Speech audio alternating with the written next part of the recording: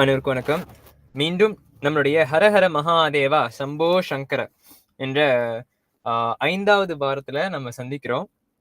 So இன்னைக்கு நம்ம கிளாஸ்க்கு போறதுக்கு முன்ன இன்னைக்குள்ள பஞ்சபிரம்ம ஸ்துதியோட நம்ம ஆரம்பிக்கலாம். அதுக்கு முன்பதாக கணபதியை நினைச்சுக்கிட்டு நம்ம ஆரம்பிப்போம். ஓம் கம் கணபதியே நமஹ. ஈசான சர்வ வித்யானாம் ஈஸ்வர சர்வ பூதானாம் பிரம்மாதிபதி பிரம்மணோதிபதி பிரம்மா சிவோமே அஸ்து சதா சிவோம். அடியின் திருவள்ளுவ நாயனார் பேசுகிறேன் என்ற அங்கத்துல இன்னைக்கு நம்ம பார்க்க போற திருக்குறள் அறம் பொருள் இன்பம் உயிரச்சம் நான்கின் திறந்தெறிந்து தேரப்படும். அதாவது என்ன சொல்றாரு அப்படின்னா, அறம் பொருள் இன்பம் உயிர்க்காக அஞ்சும் அச்சம் ஆகிய 4 வகையாலும் ஆராயப்பட்ட பிறகே ஒருவன், அதாவது ஒரு தொழிலுக்கு உரியவனாக தெளியப்படுவான். இதுதான் அதோடைய படத்தோடைய ஃபார்ம்ல கொடுத்துருக்குறாங்க. அதாவது ஏதுதானு ஒரு பதவியில ஒரு ஆள் உட்கார வைக்க கூடாது. இந்த 4 வகையில இருக்காங்களா இல்லையா, அவங்க ஃபிட்டா இருக்காங்களா இல்லையா அந்த பொசிஷனுக்கு, அந்த ஆக்குபேஷனுக்கு, அந்த வேலைக்கு அப்படின்னு தேர்ந்தெடுத்துட்டு தான், அதாவது இந்த காலத்துல சொல்லணும்னாக்க இன்டர்வியூ, அந்த திறமையை சோதிக்கிறது, அந்த அந்த வேலைக்கு அவங்க தகுந்தவங்களா இல்லையா அப்படின்னு பரிசோதனை செய்யறதுக்கான குறள் தான் அது. 4வது துதி. பூழியர்கோன் வெப்பொலித்த புகழியர்கோன் கடல் போற்றி ஆழிமிசை கல்மிதப்பில் அணிந்த பிரானடி போற்றி வாழி திருநாவலூர் வந்தொண்டர் பதம் போற்றி ஊழிமிழி திருவாத ஊரர் திருத்தாள் போற்றி. விவேகானந்தா பொன்மொழி. உனக்கு தேவையான எல்லா வலிமையும் உதவியும் உனக்குள்ளேயே உள்ளன அப்படின்னு சுவாமி விவேகானந்தரே சொல்றாரு. நாம தான் வெளியே தேடிக்கிட்டு இருக்கோம். ஸோ பெரியவங்க சொல்றது கண்டிப்பா உண்மையா தான் இருக்கும். இன்றைய மகான் வரிசையில பார்த்தோம் அப்படின்னா ஸ்ரீ ராமகிருஷ்ண பரமஹம்சர். இவரை பார்த்தீங்கன்னாக்கா அம்பாள் கோயில்ல சாதாரண ஒரு தொண்டனாகவோ இல்ல பூஜாரியாகவோ வேலை செஞ்சாங்க. அவரை பத்தி நீங்க படிச்சு பார்க்கலாம். இந்த கோயில்ல காளிகாம்பாள் அப்பனா அந்த காலத்துல காளி கோயில்ல வேலை செய்யறதுக்கு நிறைய பேர் யோசிப்பாங்க. ஏன் அப்படின்னா, அங்க ஒரு ரூமர்ஸ் இருக்கு, தாழ்த்தப்பட்டவங்க அவங்க மட்டும்தான் வந்து காளிகாம்பாளுக்கு எல்லாம் பூஜை பண்ணணும் அப்படின்னு சொல்லிட்டு. சோ அந்த வகையில வந்து இவரு இஷ்டப்பட்டு காளிகைய பூஜை பண்ணாரு. பாசத்தோட நேசத்தோட பூஜை பண்ணாரு. அம்பாள் அவருக்கு பிரத்யட்சமாக காட்சி தந்து அவர் கூடவே இருந்து எல்லாமே வழி நடத்தினார். காளிகாம்பாளுடைய வழிபாடு கலியுகத்துல நமக்கு கிடைச்சிருக்கு அப்படின்னாக்கா ராமகிருஷ்ணருக்கு தான் நம்ம நன்றி சொல்லணும். ஏன்னா அன்பு வழிபாடாக காஞ்சி காமாட்சியோடைய வழிபாடு நம்ம ஆதிசங்கராச்சாரியார் வகுத்து கொடுத்தாரு. அதே மாதிரி காளிகாம்பாளையும் அன்பால வழிபடலாம் அப்படின்னு நமக்கு ஒரு எடுத்துக்காட்டாக இருக்கிற வரிசையில, மகான் வரிசையில ஸ்ரீ ராமகிருஷ்ண பரமஹம்சர் ஒரு முக்கியமான ஒரு குரு. தினம் ஒரு மலேசிய ஆசிரமம் அந்த கேட்டகரியில பார்த்தோம் அப்படின்னாக்கா ராமகிருஷ்ணர் பேர்ல நிறைய ஆசிரமங்கள் இருக்கு. இன்னைக்கு நாம சூஸ் பண்ணிருக்கிற ஆசிரமம் ஒரு துபுகான் கபாஜிகான் பகவான் ஸ்ரீ ராமகிருஷ்ண ஆசிரமம். சரிங்களா? அவருடைய பேர்லயே நன்மைகள் நிறைய செஞ்சுட்டு இருக்காங்க இந்த ஆசிரமம். நீங்க கூகுள் பண்ணி பார்க்கலாம். இன்னைக்கு தினம் ஒரு மலேசிய தமிழ் பள்ளி அறிவோம் என்ற அங்கத்துல எஸ்ஜே கித்தி கமுனிங் தெபோங். சரிங்களா? இதெல்லாம் வந்து இந்த ஸ்கூலை பத்தி நீங்க கூகுள் பண்ணி பார்க்கலாம். Chanakya says, as soon as the fear approaches near, attack and destroy it. அதாவது என்ன சொல்றாங்க அப்படின்னாக்கா, பயம் என்று நமக்குள்ள வருது அப்படின்னாக்கா அதை தகர்த்தெறியணும், அதை வந்து முற்றிலும் அழிச்சிடணும் அப்படின்னு நம்மளுடைய சாணக்கிய சொல்றாரு. ராஜ வணக்கம். இன்னைக்கு நம்ம பாக்குறது வந்து நம்ம சத்ரபதி சிவாஜி மகாராஜ். அடுத்து மௌனம். ஒரு நிமிஷத்துக்கு எந்த வேலையும் செய்யாம எல்லாத்தையும் ஒதுக்கி வச்சுட்டு மௌனமாக ஒரு நிமிஷம் இருப்போம்.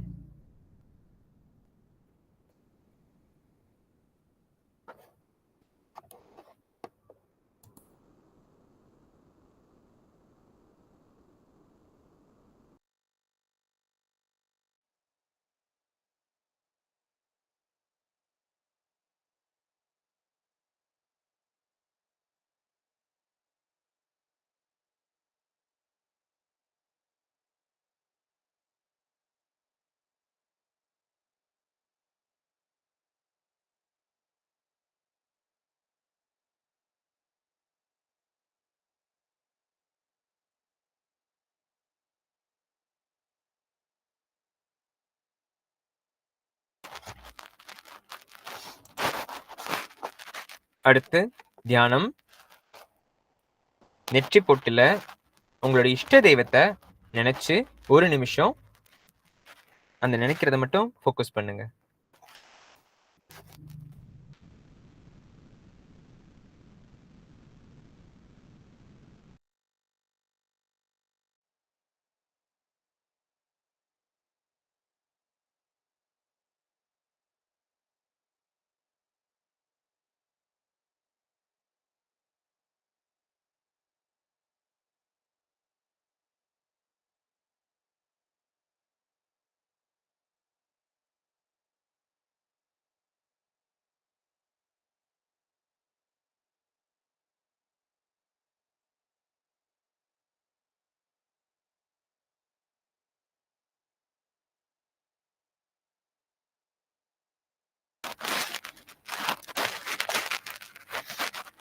அடுத்து பிரணவம்.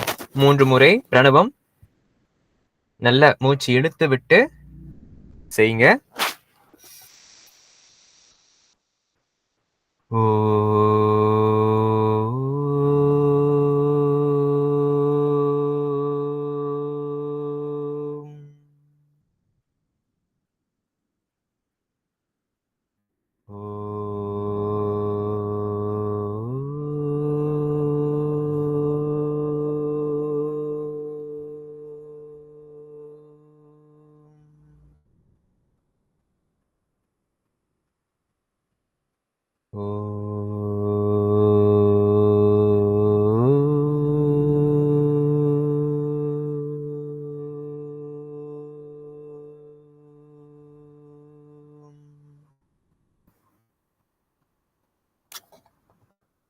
குரு பரம்பரா ஸ்தோத்திரம். சதாசிவசமாரம்பாம் சங்கராச்சாரிய மத்தியமாம் அஸ்மத் ஆச்சாரிய பர்யந்தாம் வந்தே குரு பரம்பராம். இன்னைக்கு கணேச ஸ்துதி. இந்த லிரிக்ஸை பார்க்காதீங்க. சுக்லாம் பரதரம் விஷ்ணும் சசிவர்ணம் சதுர்புஜம் பிரசன்னவதனம் தியாயேத் சர்வ விக்னோபசாந்தயே. இன்னைக்கு நம்ம பார்க்க போற தலைப்பு ஞான யோக கிரியா பக்தி மார்க்கத்துல இருக்கக்கூடிய அந்தரங்கங்கள்ல பார்க்க போறோம். அதோடைய விஷயங்கள் நம்மளுடைய ஸ்டைல் என்ன அப்படின்னா, அந்தந்த துறை அந்தந்த டாபிக் வந்து அந்த ஸ்பீக்கர்ஸ் வந்து எக்ஸ்பர்ட்டா இருப்பாங்க. லைக் அவங்க கிட்ட இந்த விஷயத்த பத்தி கேட்டாலே வந்து அவங்க அப்படி சரளமாக எந்த ஒரு டெக்ஸ்டையும் பார்க்காம எந்த ஒரு விஷயங்களும் வந்து அப்படி பட்டு பட்டுன்னு அவங்க கிட்ட இருந்து வரும். அது வந்து நம்மளோட ஸ்பீக்கர்ஸோடைய ஸ்பெஷாலிட்டி. அந்த வகையில இந்த பக்தி மார்க்கம், கிரியா மார்க்கம், ஞான மார்க்கம், யோக மார்க்கம் பத்தின விஷயங்கள் நிறைய ஆராய்ச்சி பண்ணி நிறைய விஷயங்கள் தெரிஞ்சு கொண்டு யாரும் கேட்க மாட்றாங்க, யாருமே வந்து அதை ஏன் தெரிஞ்சுக்க விருப்பப்பட மாட்றாங்க அப்படின்னு நிறைய லைக் அவங்க வந்து வெயிட் பண்றாரு. சுவாமி வந்து வெயிட் பண்றாரு நிறைய பேருக்கு கத்துக் கொடுக்கறதுக்கு. டிக்டாக் லைஃப்ல அவ்வளவு விஷயங்கள் நிறைய போடுறாரு, நிறைய விஷயங்கள் செய்யறாரு. பட் இருந்தாலும் அதை எத்தனை பேர் கேட்கறாங்க அப்படின்னு. சோ அந்த விஷயம் நிறைய அவர்கிட்ட இருக்கு. அதை நம்ம எத்தனை பேரு நல்லபடியா உள்வாங்கிக்கிறதுக்கு தயாராக இருக்கிறோம். அதுதான் வந்து மேட்ரு. அதுதான் வந்து விஷயமே. சோ அதே மாதிரி இங்க நம்ம 7 பேர் இருந்தாலுமே அந்த விஷயத்த நல்லபடியா உள்வாங்கிக்கிறதுக்கு தயாராக இருக்கணும். இத வந்து நாளை பின்ன நம்ம யூடியூப்ல போடும்போது அது நிறைய பேருக்கு இப்ப ஜாயின் பண்றதுக்கு வாய்ப்பு இல்லாதவங்க அதை பார்த்து பயன் அடைஞ்சாங்க அப்படின்னாக்கா அதுவே பெரிய விஷயம். சோ சுவாமி வந்து உங்களுக்கு எல்லாருக்கும் தெரிஞ்சிருக்கும். யாருக்கும் தெரியாம இருந்துச்சுன்னா தயவு செஞ்சு டிக்டாக்ல போயிட்டு அவரோட ஃபாலோ பண்ணிக்கோங்க. அவர் தான் சித்தர் அடிமை ஆசான் சித், ஃபவுண்டர் ஆஃப் மாணவர் தர்ம குருகுலம். சுவாமி இருக்கீங்களா? சுவாமி நீங்க ஆரம்பிக்கலாம் சுவாமி. ஹரியோம். ஹரி. ஓம் சங்கரம் சங்கராச்சாரியம் கேசவம் பாதராயம் சூத்திரவாசோ கிருதோ வந்தே பகவந்தோ புனః புனः நாராயணம் பத்மபூம் வசிஷ்டம் சக்திம் யத்புத்திரபராச்சரம் व्याससुगङ्गौडपदमहन्तं गोविन्द योगिन्दपदाशिष्टं श्रीशङ्कराचार्यमदास्यवत्म पादं सुशन्तोडकं वार्तिकारसंयुग्धं சந்ததமானதோஸ்மி. எல்லாம் வல்ல ஞான குரு ஜெகத்குரு ஆதிசங்கரனுடைய பரிபூர்ண ஆசீர்வாதத்தோடு ஹைகிரிவர் மற்றும் கும்பமுனி என்று சொல்லக்கூடிய மகத்தான அகத்தியர் லோகமுத்திரை திருவடியை பணிந்து, என் அன்னை வாழை திருப்பர சுந்தரி என்னுள் இருந்து என் வாழ்க்கையும் என் நாவையும் இயக்கி என்னை பேச வைக்கட்டும். ஜெய ஜெகன்மாதா சிவாய வசி. இந்த அற்புதமான தை மாசத்தில், இந்த மாசி மாசத்துல, இந்த தை மாசத்துலயும் மாசி மாசம் ரொம்ப அற்புதமான ஒரு நாள். இந்த நாள்ல ஹரஹர மகாதேவா என்ற தலைப்புலையும் ஒரு ஒரு டீம் ஒர்க்காக ரொம்ப அழகாக நம்மளுடைய பக்தி, கர்மயோகம், பக்தி யோகம், ஞான யோகம், ராஜயோகம் என்று சொல்லக்கூடிய கிரியா யோகத்தையும் மனித குலத்துக்கு கொண்டு போய் சேர்க்கறதுக்கு பெரும் முயற்சி எடுத்து மிக சிறப்பாக இப்போ உள்ள காலத்துக்கு நவீன முறையில எப்படி கொண்டு போய் சேர்க்கணுமோ அப்படி சேர்க்கறதுக்கு முயற்சி செய்து கொண்டு இருக்கின்ற, சேவை ஆற்றி கொண்டு இருக்கின்ற என் அன்புக்குரிய சகோதரர் மற்றும் ஆசிரியர்களுக்கெல்லாம் ஆசிரியராக இருந்து பணியாற்றி கொண்டு இருக்கின்ற என் அன்புக்குரிய கிருபா முருகன் ஐயா மற்றும் அவரோடு இணைந்து இந்த அற்புதமான சேவையை செய்து கொண்டே இருக்கின்ற இந்த குழுவினர்களுக்கும் என் மனமார்ந்த நெஞ்சார்ந்த பிரார்த்தனைகள். இந்த தை மாசம் மாசி மாசத்துல செய்கின்ற சேவை அத்தனை பெரிய பாவகர்மத்தையும் போக்கக்கூடியது. நான் இங்கிருந்து ஆரம்பிக்கிறேன். ஆக்சுவலி பக்தி யோகம், கர்ம யோகம், ராஜயோகம், ஞான யோகம் அப்படி போகணும். ஆனா இந்த இப்ப நான் போய்கிட்டு இருக்கிற பயணம் மிகப்பெரிய ஒரு கர்ம யாத்திரையானது போயிட்டு இருக்கு. கர்மத்தை பத்தி நிறைய பேசிக்கிட்டு இருக்கிறோம். அதுவும் இல்லாம இந்த தை மாசம் அப்படின்னாக்கா அது ஜோதிட விஞ்ஞான கலையில், அதாவது வான சாஸ்திரத்தின் அடிப்படையில இந்த தை மாசம் என்பது மகர ராசி. இந்த மகர ராசியோடைய அதிபதி யாருன்னு கேட்டா சனி பகவான். சனி என்றால் கருப்பு, சனி என்றால் கர்மா. ஆக அந்த கர்மத்திலிருந்து நம்ம ஆரம்பிச்சோம்னாக்கா அது அப்படியே பக்திக்கு போய் அப்படியே ராஜயோக கிரியாயோகத்துக்கு போய் அப்படியே ஞானத்துல முடியறதுக்கு சரியா இருக்கும். இந்த பெரிய பெரிய படித்த அன்பர்கள், நல்ல திறமையான பேச்சாளர்கள் இந்த இதுல பேசிக்கிட்டு இருக்காங்க. நான் பார்ப்பேன் அடிக்கடிக்கு. அவ்வப்போது வாய்ப்பு கிடைக்கும் போது அங்கங்க புகுந்து பார்த்துட்டு போயிடுவேன். நான் ரொம்ப வாட்டி யோசிச்சிருக்கேன், இந்த கிருபா முருகன் எதுக்கு சார் இதுக்கு என்ன அடிக்கமா கூட்டு அதுல போஸ்டர் எல்லாம் போட்டு என்ன பார்ப்பேன். நம்மளையும் பேச்சாளர்களாவது பேச்சர் ஆக்கியிருக்கு, நம்மளும் ஒரு பேச்சாளர் தானா இந்த மாதிரி போடும் போதுதான் எனக்கே ஞாபகம் வருது. ஓ அப்படியா அப்படின்னு. அந்த வகையில எல்லாம் வல்ல அந்த ஜெகன்மாதாவிற்கே என சொல்கின்ற அத்தனை விஷயமும் அந்த வாழை திருப்பர சுந்தரி, அந்த மூலக்கணலே சரணம் சரணம், முடியா முதலே சரணம் சரணம், கோலக்கிளியே சரணம் சரணம், குன்றாத ஒளி குவையை சரணம், நீல திருமேனியிலே நினைவாய் நினைவற்றலியே நின்றே நல்வாய், வாழை குமரி வருவாய் வருவாய், மாதா ஜெயவோம் லலிதாம்பிகையே, மாதா ஜெயவோம் லலிதாம்பிகையே. அந்த வாழை குமரி என்ன பேச வைக்கிறாளோ நான் அதை பேசுறேன். எனக்கு இந்த எழுதி பேசுறதெல்லாம் எனக்கு வருது, வரிசைப்படியும் கூட வராது. எனக்கு என்ன வருகின்றதோ அது வருகின்ற அந்த முக்கியமான அந்த கர்ம, பக்தி, கிரியா, ஞானம். ஆக நான் இப்ப இந்த கர்ம யோகத்தை பத்தி அடிப்படை ஆரம்பிக்க போறோம். ஆக நான் பேசக்கூடிய விஷயம், சில விஷயம் ஒரு கால் புரியல அப்படின்னாக்கா பரவாயில்ல, அது கேட்டுக்குங்க. அப்படி புரிஞ்சிச்சுன்னா ரொம்ப சந்தோஷம். புரிஞ்சிச்சு அப்படின்னாக்கா உங்கள் அறிவோடு ஒப்பிட்டு பார்த்து அது பரிசோதனை செய்து சிந்தனை செய்து அது ஒரு கேள்வியாக கேளுங்க. அதை நம்ம நிச்சயமா பேச்சாக ஒரு டிஸ்கஷன் மாதிரி கடைசியா பண்ண வைக்கலாம், கேள்வி பதில் மாதிரி. அவ இந்த கர்மம் என்று சொல்லக்கூடிய ஒரு மகத்தான விஷயம் இந்த தை மாசம் மாசி மாசத்துல ஒவ்வொரு வருடமும் அதுவும் இந்த இந்த நமக்கு கிடைத்த இந்த பாக்கியமான நேரம் இதுக்கப்புறம் 30 வருடம் கழிச்சு அல்லது 144 வருஷம் கழிச்சுதான் இந்த ஒரு கிரக அமைப்பு முறையே நமக்கு வரும். நம்ம செய்கின்ற ஒவ்வொரு விஷயமும் அப்படியே என்ன சொல்லுவாங்க, இயற்கையோடு சத்தியத்தோடு பொருந்தி வரக்கூடிய ஒரு விஷயம். சத்தியத்தை எப்படி பயன்படுத்தணும், மெய்யின்னு சொல்லக்கூடிய சத்தியத்தை எப்படி பயன்படுத்தணும், பொய்ன்னு சொல்லக்கூடிய இந்த மாயையிலேயே நம்ம அசுத்த மாயை கிட்ட வச்சுக்கிறதே கிடையாது.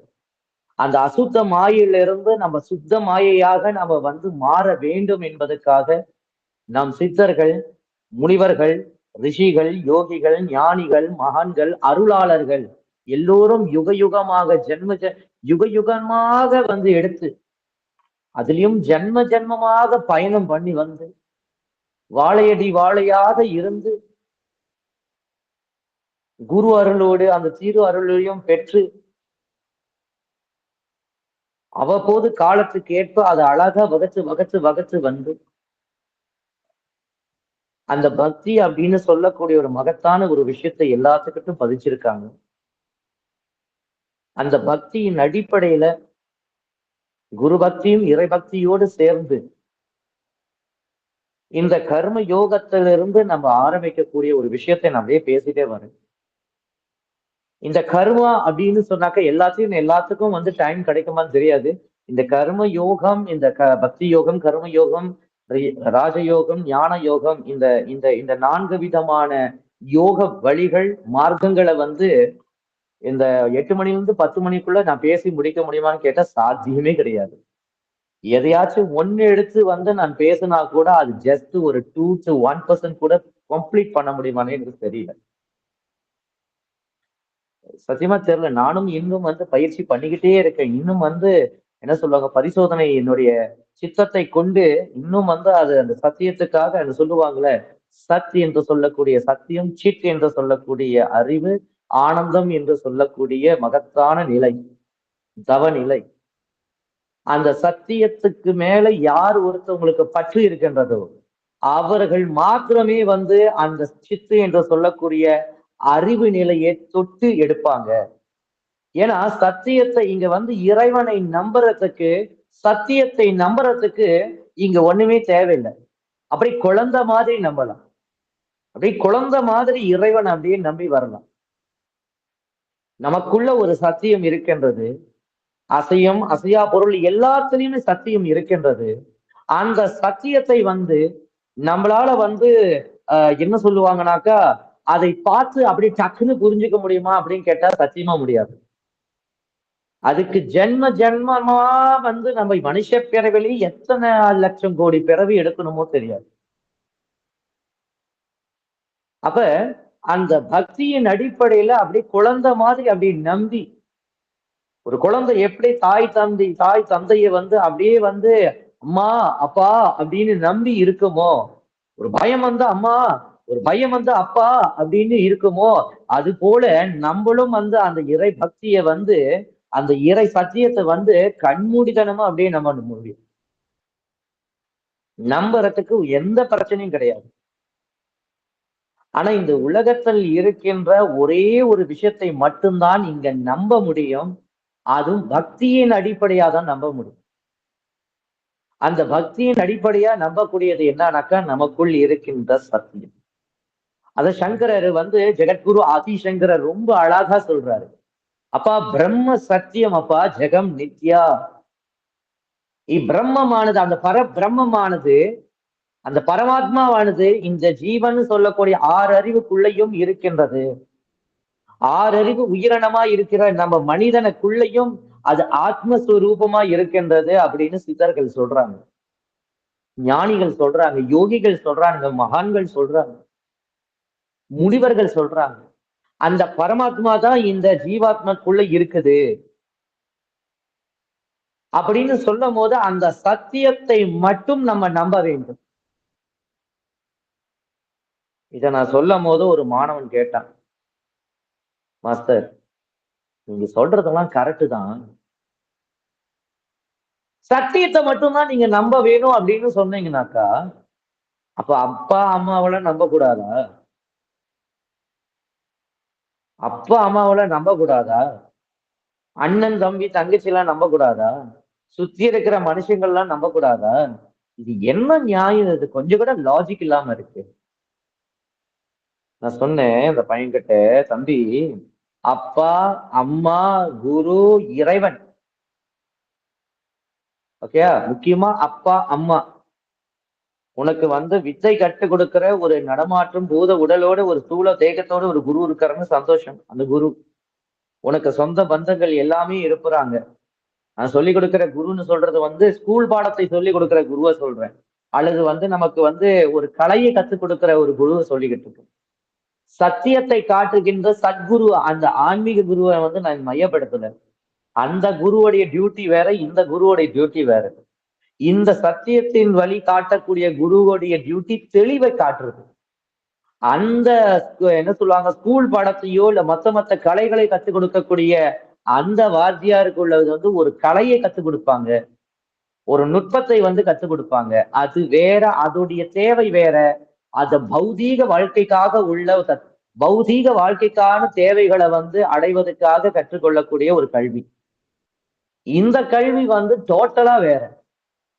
இந்த கல்வி, இந்த குருன்னு சத்குரு அப்படின்னு சொல்லக்கூடியவர் டோட்டலா வேற. இந்த கர்ம யோகமும் சரி, பக்தி யோகமும் சரி, கிரியா யோகமும் சரி, ஞான யோகமும் சரி, இறைவனுடைய அனுகிரகம் மாத்திரம் பத்தாதீங்க, அதை தாண்டி குரு அருளும் இருக்க வேண்டும். குரு அருள் இல்லை என்றால் அந்த திரு அருளை புரிந்து கொள்வதற்கு இந்த 4 மார்க்கத்தின் வழியா கரை தேரவே முடியாது. கரை தேரவே முடியாது. ரொம்ப அழகா திருவள்ளுவர் சொல்றாரு, பிறவி பெருங்கடல் நீந்துவார் நீந்தார் இறைவனடி சேரார்த்தார். பிறவி பெருங்கடல். அப்பா, நம்ம பிறவி பெருங்கடல், நம்மளுடைய பிறப்பு கடல்ல நடுவுல கிடக்கிற மாதிரி நடுக்கடலுக்கு போனவங்களுக்கு அதை பத்தி தெரியும். நடுக்கடல்ல இருந்தோம்னாக்க எப்படி இருக்கும்? ஒரு படகு இல்ல, ஒரு ஒரு ஒரு டியூப் இல்ல, ஒண்ணும் இல்ல, நடுக்கடல் சடார்னு வந்து பிறக்கிறோம். அந்த நடுக்கடல்ல இருக்கிறோம் அப்படின்னா அங்க ஒண்ணு மட்டும்தான் செய்ய முடியும். பர்த்டே கொண்டாட முடியாது, திருமண பண்டிகை கொண்டாட முடியாது, திருவிழாலாம் கொண்டாட முடியாது. அங்க நடுக்கடல்ல நம்ம தத்தளிக்கிறோம்னாக்கா உயிருக்காக போராடி கொண்டிருக்கிறோம். எப்படி? உயிருக்காக போராடி கொண்டிருக்கிறோம். அந்த உயிர் தன்மையை வளர்க்கறதுக்காக போராடி கொண்டுகிட்டு இருக்கிறோம். திருவள்ளுவர் ரொம்ப அழகா, ரொம்ப ஸ்மார்ட்டா, ரொம்ப அற்புதமான இந்த 2 வரியில கர்ம யோகத்தை அப்படி பதிச்சு வச்சுட்டாரு. பிறவி பெருங்கடல். உன் கர்மமானது கடல் அளவுக்கு இருக்கின்றது. அந்த கடல் அளவுக்கு இருக்கின்ற அந்த கர்மத்துக்கு நடுவுல நீ பிறந்திருக்கிற. அப்ப இங்க நீ செய்ய வேண்டியது ஒண்ணே ஒண்ணுதான், நீந்தனும், இல்லைன்னா நீந்தாம அங்கே கடந்து சாகணும். அத ரொம்ப அழகா பிறவி பெருங்கடல்ன்ற ஒரு வார்த்தையில முடிச்சுட்டாரு. கர்மம் என்பது கடல் அளவு, அதை எடுத்து அளக்கலாம் முடியாது. ஆனா நீ பிறந்துட்டியா, நீந்த வேண்டும். அப்படி நீந்தலையா, அங்கேயே தத்தளிச்சு துடிச்சு சாக வேண்டும். நம்மளுடைய திருக்குறள், நம்மளுடைய திருவள்ளுவர் மட்டும் இல்ல, லலிதா நவரத்ன மாலையில ரொம்ப அற்புதமா ஒரு இடத்துல வந்து வளையொத்த வினை, வளையொத்த வினை, வினை என்றால் கர்மா, வளைக்கு சமமானது நம்மளுடைய கர்மமானது. இந்த கர்மமானது வலையோடு ஒப்பிடலாம். எப்படி அப்படின்னு பாத்தீங்கன்னா, அந்த மீன் பிடிக்கிற வலைய பார்த்திருக்கீங்களா? அந்த வலை பாத்தீங்கன்னா எங்க பின்ன ஆரம்பிச்சிருக்காங்க, எங்க முடிச்சிருக்காங்க கண்டறிய முடியாது. அப்படி வந்து வலை போல பின்னி பின்னி கிடக்குது, சின்னல் பின்னலாக இருக்கின்றது என்னுடைய கர்மமானது. அந்த வலைக்குள்ள மாட்டிய மீன் போல தத்தளிக்கிறண்டி என் வாழ்க்கையில. உடலுக்கு நோய், வேதனை, துன்பம், துயரம், அவமானம், துக்கம், துரோகம், விபத்து, வறுமை, பிறர் மீது வைக்கின்ற பாசத்தின் வழியா வருகின்ற மரணம், பிரிவு, தத்தளிக்கிறோம்ல. அப்ப தத்தளிச்சுக்கிட்டு இருக்கணும்னா நம்ம என்ன செய்யணும்? உடலுக்கு நோயால வாழ்றோம். இன்னைக்கு போறேன் பிக்ஷை எடுக்கிறதுக்கு, ஒரு குருகுல பிக்ஷை எடுக்கிறதுக்கு போறேன். ஒருத்தர் பார்த்தா தொண்டையில ஆபரேஷன், ஒருத்தர் பார்த்தா கால் விரல் இல்லாம இருக்காங்க, ஒருத்தர் பார்த்தா காலே இல்லாம இருக்கிறாங்க, ஒருத்தர் பார்த்தா கை இல்லாம இருக்கிறாங்க, ஒருத்தர் பார்த்தா கண்ணு தெரியாம வராங்க. எனக்கு அதை பார்க்க முடியும், என்னால நொந்துக்க முடியும். மனசு எவ்வளவு வேதனையா இருக்குன்னு அதை சொன்னா உங்களுக்கு புரியாது. அந்த நிலையில இருக்கும் போது மட்டும்தான் அது உணர்வு. ஐயோ ஐயோ, என்ன பண்றது, என்ன பண்றது? குரு சித்தர்களும் முனிவர்களும் ஞானிகளும் ரிஷிகளும் அருளாளர்களும் கடுமையான பயிற்சிகளை செய்து செய்து யுக யுகமா பயிற்சி செய்து கோடான கோடி வருஷம் தவங்களும் பண்ணி அவர்களுடைய அறிவோட உச்ச நிலையை தொட்ட பிறகு இயற்கையோடு இயற்கை அந்த பரபிரம்மத்தோடு கலக்கிறதுக்கு முன்னாடியே அவங்க மேல போயிட்டு கீழே இறங்கி வந்து, ஐயோ என் பிள்ளைகள் இந்த மனித குலம் வரக்கூடிய யுகங்கள்ல வந்து எப்படி வாழ்வார்கள்னு தெரியாதே, அவர்கள் நான் கண்ட பாதையை அவர்களுக்கும் காட்ட வேண்டாமா அப்படின்னு சொல்லி வந்து இறங்கி வந்து நான் கண்ட அத்தனை காட்சிகளையும் பிரம்ம ஞானத்தால் கண்ட அந்த ஸ்ருதியை எல்லாத்தையும் எடுத்து ரிஷிமார்களுக்கும் யோகிகளுக்கும் அதை வந்து ஸ்மிருதியாக மாற்றி கொடுத்தாங்க. அது ஒரு டாபிக், ஸ்ருதி ஸ்மிருதி புராணானாம். ஆலயம் கருணாலயம் நமாமி பகவத் பாத சங்கரம் லோக சங்கரம். சங்கரம் லோக சங்கரம். ரொம்ப அற்புதமாக கண்ணை மூடி பேசிட்டு இருந்தனால நான் கவனிக்காம விட்டுட்டேன். அப்படியே வீடியோ தட்டுறதுக்கு மன்னிக்கணும். அப்ப அந்த சித்தர்களும் ஞானிகளும் அந்த பிரம்ம ஞானத்துல கண்ட அத்தனை விஷயத்தையும் என்ன செய்தார்கள் அப்படின்னாக்கா, அழகா அழகா வகுத்து அது கொடுத்தாங்க. ஆரம்ப காலகட்டத்துல அது சரியை, கிரியை, யோகம், ஞானம் அப்படின்ற ரொம்ப டீப்பான ஒரு இது இருந்துச்சு. அதுக்கு முன்னாடி அஷ்டாங்க யோகம்னு இருந்துச்சு. சரி, இந்த அஷ்டாங்க யோகத்தை சிம்பிளைஸ் பண்ணி கொடுப்போம் அப்படின்னு சொல்லிட்டு சரியை, கிரியை, யோக, ஞானம்னு கொண்டாடினாங்க. அதுக்கப்புறம் மகான்கள் சன்னியாசிகளுடைய காலங்கள் வர வர வர இந்த கலியுகத்துல வந்தவர்கள் அது என்ன செய்தாங்கன்னு அப்படின்னா, இல்ல மக்களுக்கு அது இன்னும் புலப்படல சரியா அப்படின்னு சொல்லிட்டு அது என்ன செய்தாருங்கனாக்கா, அது பக்தி யோகம், கர்ம ராஜயோகம் அல்லது கிரியா யோகம், ஞான யோகமாக இன்னும் சிம்பிளைஸ் பண்ணிக்கிட்டு இருந்தாங்க. உன் உணர்ச்சியையும் உன் உணர்வையும் சக்தியாக மாற்ற தெரிந்தால் அது பக்தி யோகம். உன் பாவ கர்மத்தை நீ அனுபவித்தாலும் சரி, புண்ணிய கர்மத்தை அனுபவித்தாலும் சரி, பாவ கர்மம் என்ன செய்யும்? உடலுக்கு நோய், வேதனை, துன்பம், துயரம், அவமானம், துக்கம், துரோகம், விபத்து, வறுமை, பிறப்பு, பிரிவு, மரணம். உங்களுக்கு அதிகமான நம்பிக்கையும் பாசம் உள்ளவர்கள் மேலே இருக்கின்ற என்னது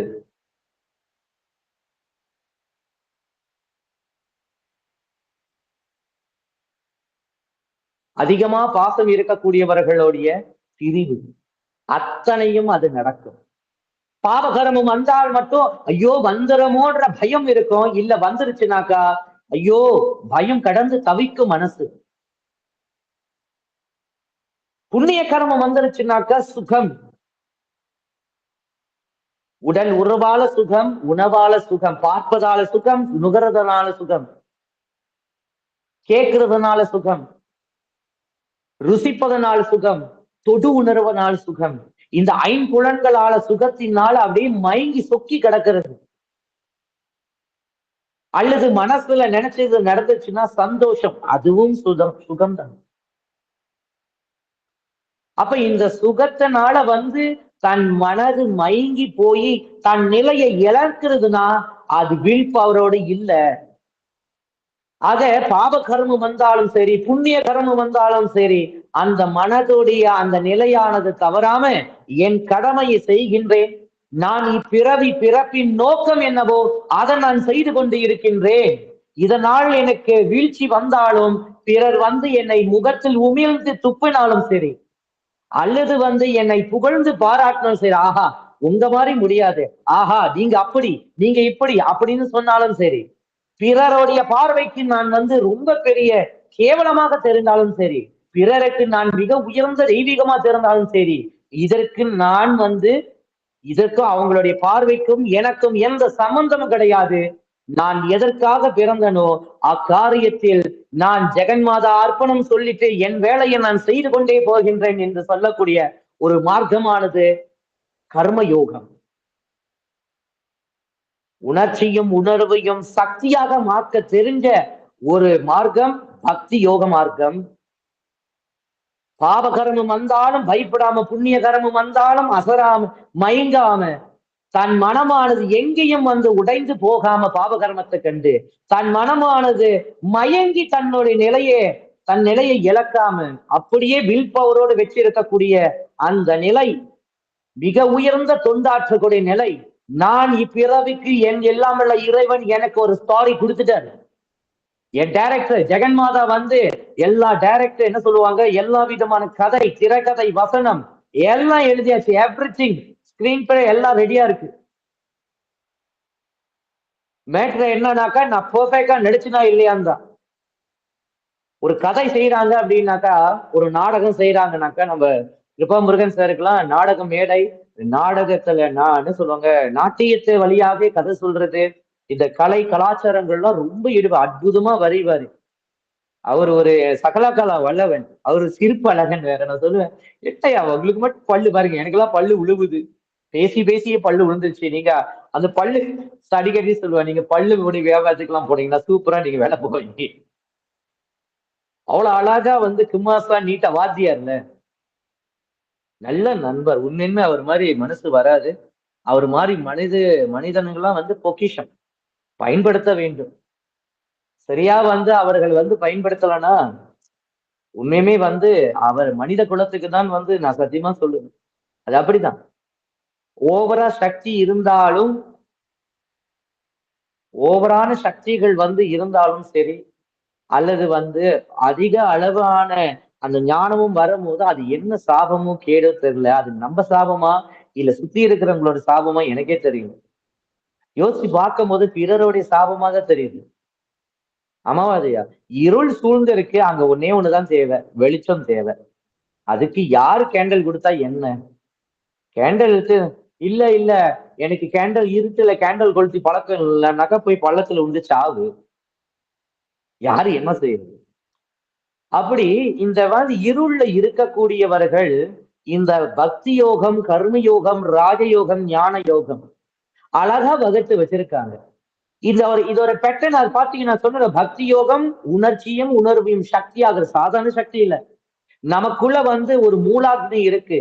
வாழை குமரி மூலக்கனலே சரணம் சரணம் முடியா முதலே சரணம் சரணம் சொன்னல. அப்படி உள்ளுக்கு ஒரு மூல சக்தியானது மூலக்கனல் ஒரு நெருப்பு தக தக தக தகன்னு எரிஞ்சுகிட்டு இருக்கு. அது அதோடைய பிரதிபிம்பமாக தான் நம்ம பூஜை செய்யற பூஜை அறையில ஆட்சி காம என்று சொல்லக்கூடிய ஆசையானது ஆட்சி புரிகின்ற இடத்தில் ஒரு மகத்தான ஒரு ஜோதி தீபமானது அக்னியானது பிரதிபலித்துக் கொண்டு எரிந்து கொண்டு இருக்கின்றது. அது மந்திர சாஸ்திரத்துல மூலக்கனலே மூலாக்னியே ஸ்வாஹா அப்படின்னு யாகம் வளர்க்கும் போது அந்த மந்திரத்தை உபயோகப்படுத்துவாங்க. மூலக்கனல்னு தமிழ்லையும் மூலாக்னி ஸ்வாஹா அப்படின்னு சொல்லுவாங்க. அப்ப அந்த அந்த மூலக்கனல்ல நம்மளுடைய உணர்வையும் உணர்ச்சியையும் கோப தாபம் ஆணவம் கண்மம் மாய மதம் ஆச்சரியம் 10 விதமான தச துர்குணத்தையும் 2 விதமான துர்குணத்தையும் 8 விதமான விகாரத்தையும் அது வெளிப்படுத்தணுச்சுன்னா அதை அண்டர்ஸ்டாண்ட் பண்ணிக்கிட்டு அது கரெக்டா சக்தியாக அதை உணர்ச்சியும் உணர்வையும் சக்தியாக மாற்றி நம்ம மூல சக்தியிலே அதை அடக்க வைக்கும் போது மகத்தான ஆற்றலானது அந்த மனிதனுக்கு பிறக்கும். அது எப்போது? பக்தியோடைய ஆதாரமே ஒரு மனிதனுடைய அடிப்படையான ஒரு பக்தி. நம்ம நினைச்சுக்கிட்டு இருக்கோம் பக்தி செய்யறதெல்லாம் பக்தி அப்படின்னு. கிடையாது. எழுதி வச்சிருக்கிறது புஸ்தகத்தில் உள்ளதை எடுத்து நம்ம படிக்கிறனால பக்தி வந்துடுமா அப்படின்னு கேட்டா வராது. இல்ல ஒருத்தவங்க சொல்லி கொடுக்கறனால மட்டும் பக்தி வந்துடுமா அப்படின்னா அதுவும் கிடையாது. அதுவும் கிடையாது. லலிதா நவரத்ன மாலையில ஓப்பனிங்லயே காப்பு முடிச்சிட்டானையே முதல் விஷயம் ஒண்ணு பாடுறாங்க. என்னது? கற்றும் தெளியார் காடி கதியாய் கண்மூடி நெடுங்கனவான தவம் பெற்றும் தெளியார். கற்றும் தெளியார் கற்றவர்கள் ஒரு பாட புத்தகத்தை இருக்கிற மந்திரத்தையோ இல்ல இருக்கிற வாக்கியங்களையோ கொண்டு போய் உங்கள் மனதில பதிவு செய்வதனால மட்டும் அங்க பக்தியோ கர்ம யோகமோ ராஜயோகமோ ஞான யோகமோ வந்துருமான்னு பார்த்தா வராது. வரவே வராது. அப்ப அந்த உள்ள இருக்கின்ற அந்த சக்தியை பக்தியால நீங்க வணங்க வேண்டும், குழந்தை போல நம்ப வேணும்னு முதல்ல சொன்னல. அப்படி நம்ப வேண்டும் என்றால் அந்த சத்தியத்தை நம்பணும். அந்த சத்தியத்தை நம்புறதுக்கு உள்ள மூல காரணமே அந்த சத்தியத்தை கண்டறிய வேண்டும் என்பதற்காக. அந்த சத்தியத்தை கண்டறிய வேண்டும் என்றால் பக்தி செய்யக்கூடிய அன்பர்கள். இந்த பக்தி என்பது ஒரு கிண்டகடன் லெவலா இருக்கலாம். ஆனா இந்த கலியுகத்துல அந்த பக்தி தான் மாசு. பக்தி தான் மாசு. அந்த பக்தியோட முதல் விஷயமே உங்களுக்குள் இருக்கின்ற மனதை கண்டறிய வேண்டும். நீங்க கோட்டி மந்திரம் சொல்லுங்க, கோட்டி உபன்யாசம் நடத்துங்க, என்னமோ பண்ணிக்கிங்க. It's no problem. ஆனா மனதை கண்டறியாமல் நீங்க இறை வழிபாட்டு செய்ய போறீங்க அப்படின்னாக்கா, நீங்க உங்களையும் ஏமாத்திக்கிட்டு இறைவனையும் ஏமாத்துறதுக்கு முயற்சி செஞ்சுக்கிட்டு இருக்கீங்கன்னா அர்த்தம். என்ன சொல்றீங்க? ஆமா. குழந்தைகளா இருக்கிறாங்க. சாமி, பிள்ளையாரப்பா, முருகன் குழந்தை மாதிரி கிண்டர்கார்டன் லெவல்ல அந்த பிள்ளைங்கள்லாம் என்ன செய்வாங்க அப்படின்னாக்கா, அந்த விளையாட்டு ஜாமான் அப்பா கிடைக்கும். அப்பா, அப்பா எனக்கு ஏரோப்ளேன் வாங்கி குடு. அந்த டிவில பார்க்கும். அந்த டெலிவிஷன பார்த்தானா, அப்பா அந்த ஏரோப்ளேன் வேணும் வாங்கி குடு அப்படின்னு கேட்டானே, அப்பா ஒரு சின்ன விளையாட்டு ஜாமான் ஏரோப்ளேன் வச்சு பர்ன்னு ஓட்டி விளையாண்டுகிட்டு இருக்கும். அதுக்கு வந்து அதுதான் உண்மையான ஏரோப்ளேன்ற ஒரு கற்பனையில விளையாண்டுகிட்டு இருக்கும். ஆனா அந்த ஏரோப்ளேன் நிஜமான ஏரோப்ளேன் இல்ல. அது ஒரு விளையாட்டு சாமான் அப்படின்றது யாருக்கு தெரியும்? அந்த தந்தைக்கு நல்லாவே தெரியும். அப்ப அத வச்சுக்கிட்டு விளையாண்டுகிட்டே இருக்கிறாங்க. அப்படியே ஒரு படி வந்து ஏறி வராங்க. அப்படியே ஒரு படி ஏறி வராங்க. கிண்டர்கார்டன் லெவல்ல இருந்து 2வது ஸ்கூலு, 2வது ஸ்கூல்ல இருந்து மேலே ஏறி மெனுங்கா ஸ்கூலு, மெனுங்கா ஸ்கூல்ல இருந்து அதுக்கப்புறம் காலேஜ். அப்படி அந்த 2வது ஸ்கூல் லெவல், அது கிண்டர்கார்டன் லெவல்ல இருக்குல்ல, அதுதான் பக்தி.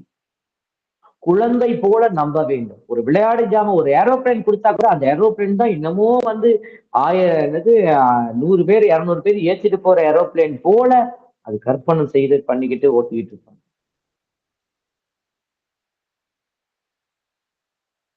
கற்பனை பண்ணிக்கிட்டு ஓட்டிக்கிட்டு இருப்பாங்க. சரியா? சோ அன்பர்கள், நண்பர்கள், சகோதர சகோதரிகள், இந்த ஹரஹர மகாதேவா என்று சொல்லக்கூடிய இந்த டீம் ஒர்க்ல இருக்கக்கூடிய வந்திருக்கின்ற அத்தனை நல்ல உள்ளங்கள். இந்த மனதை கண்டறிவதற்கு ஒரு எளிமையான ஒரு பயிற்சி இருக்குன்னா அதுதான் பக்தி யோகம். அதுதான் இந்த பக்தி யோகம். அந்த பக்தி யோகத்தினுடைய முதல் படி விஷயமே உங்கள் மனதை கண்டறிய வேண்டும். நீங்க என்ன வேணா பேசுங்க, என்ன வேணா செய்யுங்க. விபூதி பூசிக்கங்க, குங்குமம் பூசுங்க, ருத்ராட்சம் பூசுங்க, ஜடாமுடி வளர்த்துக்குங்க, என்ன வேணா பண்ணுங்க, எல்லாம் கூட்டும் பண்ணுங்க, ஆளவ குத்திக்குங்க, அதை பண்ணுங்க, இதை பண்ணுங்க. ரா ரஜோகுணமாக ரஜோகுணத்தை கொண்டு பக்தி செய்ய போறீங்க செஞ்சுக்குங்க. சுயநலத்தோடு பக்தி செஞ்சுக்குங்க. சாத்விகமா செய்ய போறீங்க செஞ்சுக்குங்க. உங்களை வச்சு இறைவனுக்கு படைச்சு செய்யுங்க. ஏதோ ஒண்ணு பக்தி செய்துட்டு வாங்க. ஆனா பக்தியோடைய முழு நோக்கமே மனதை கண்டறிந்து மனதுடைய துணை கொண்டு சத்தியத்தை அறிவை கண்டறிய வேண்டும். அறிவோடு துணை கொண்டு சத்தியத்தை அடைய வேண்டும். முதலே சொன்னேன் சத் சித் ஆனந்தம். சத் என்றால் சத்தியம், சித் என்றால் அறிவு, ஆனந்தம் என்றால் எல்லாம் வல்ல அவயோகத்துல வந்து அந்த பரபிரம்ம நிலையில அப்படியே நிலைத்து நிக்கிறது. அப்படியே நிலைத்து நிக்கிறது. எல்லாருக்கும் வந்து இது இது எப்படி கிட்ட போகுது அப்படின்றது வந்து கோட்டியில ஒரு ஆளு, கோட்டியில ஒரு ஆளுக்கு. அப்ப இந்த பக்தி யோகத்துல வந்து நீங்க இந்த பக்தி யோகம் அது மட்டும் தான் கேட்டீங்கன்னா கிடையாது.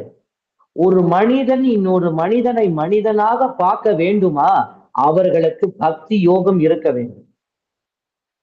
அந்த பக்தி யோகம் மட்டும் இல்ல அப்படின்னாக்கா அவர்களால சத்தியமாக அவங்களால வந்து மனித நேயத்தோட நடந்துக்கவே முடியாது. நிச்சயமாக முடியாது.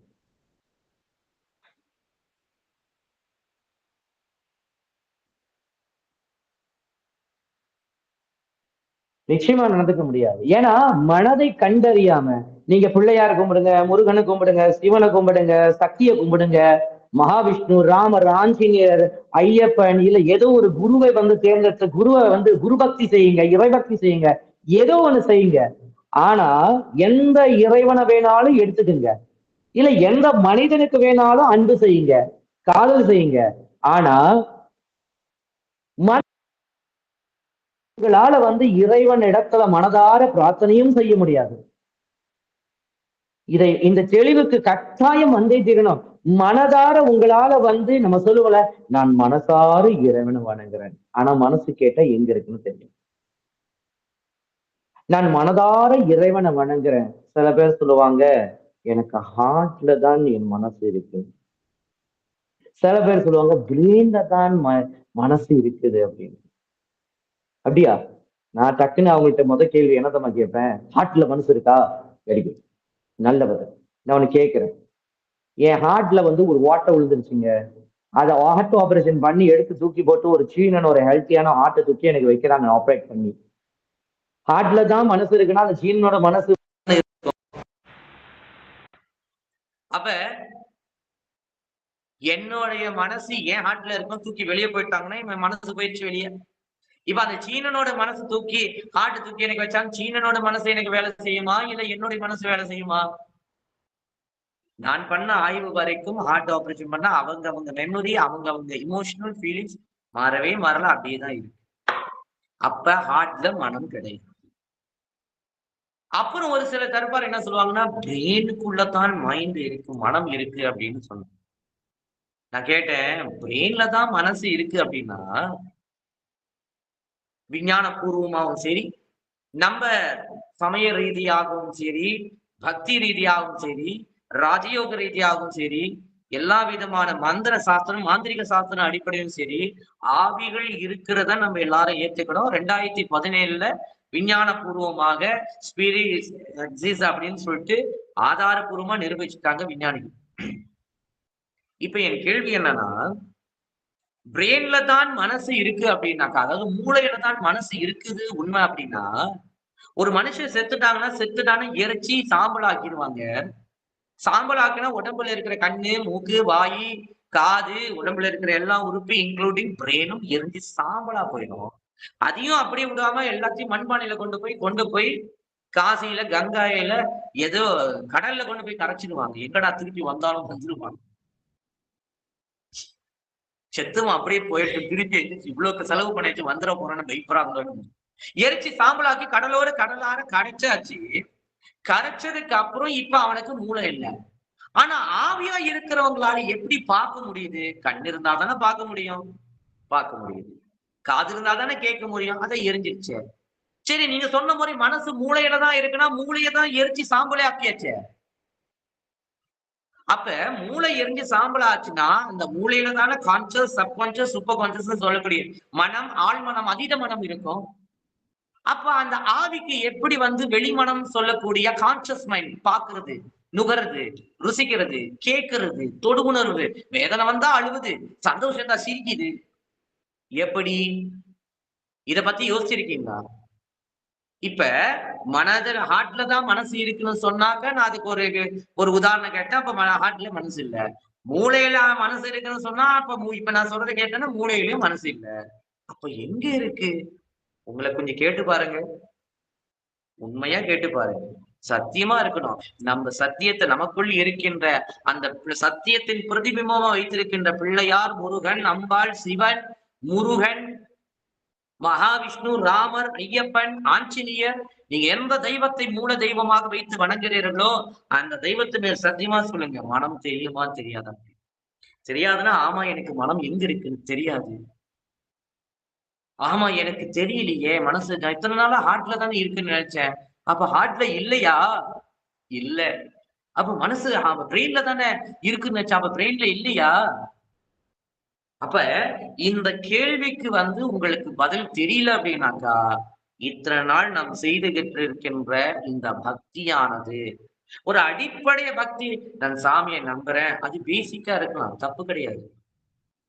குழந்தை விபூதி வச்சு அது 6 வயசு வரைக்கும், ஏன் 16 வயசு வரைக்கும் கூட அது நல்லா அப்படியே அம்மா சொன்னாங்க, அப்பா சொன்னாங்க, நான் சாமியை நம்பணும்னு, நான் இறைவனை நம்புறேன்னு வரலாம். நம்ம புராணங்கள்ல எல்லா இடத்திலும் பாத்தீங்கன்னா ஆதிசங்கர் 16 வயசு வரைக்கும் தான். மார்க்கண்டையர் 16 வயசு வரைக்கும் தான். பல குருமார்களை நீங்க புராண கதைகள் எடுத்தீங்கன்னா அந்த 16 வயசை மட்டும் எக்ஸாக்ட்லியா ஒரு பாயிண்ட் பண்ணிட்டு இருப்பாங்க. ஏன் தெரியுமா? அந்த 16 வயசுக்குள்ளேயே நீங்க பக்தி யோகத்தை முடிந்த அளவுக்கு பண்ணிடணும். அது ஒரு கணக்கு இருக்கு. அது 16 வயசு மட்டும் கிடையாது.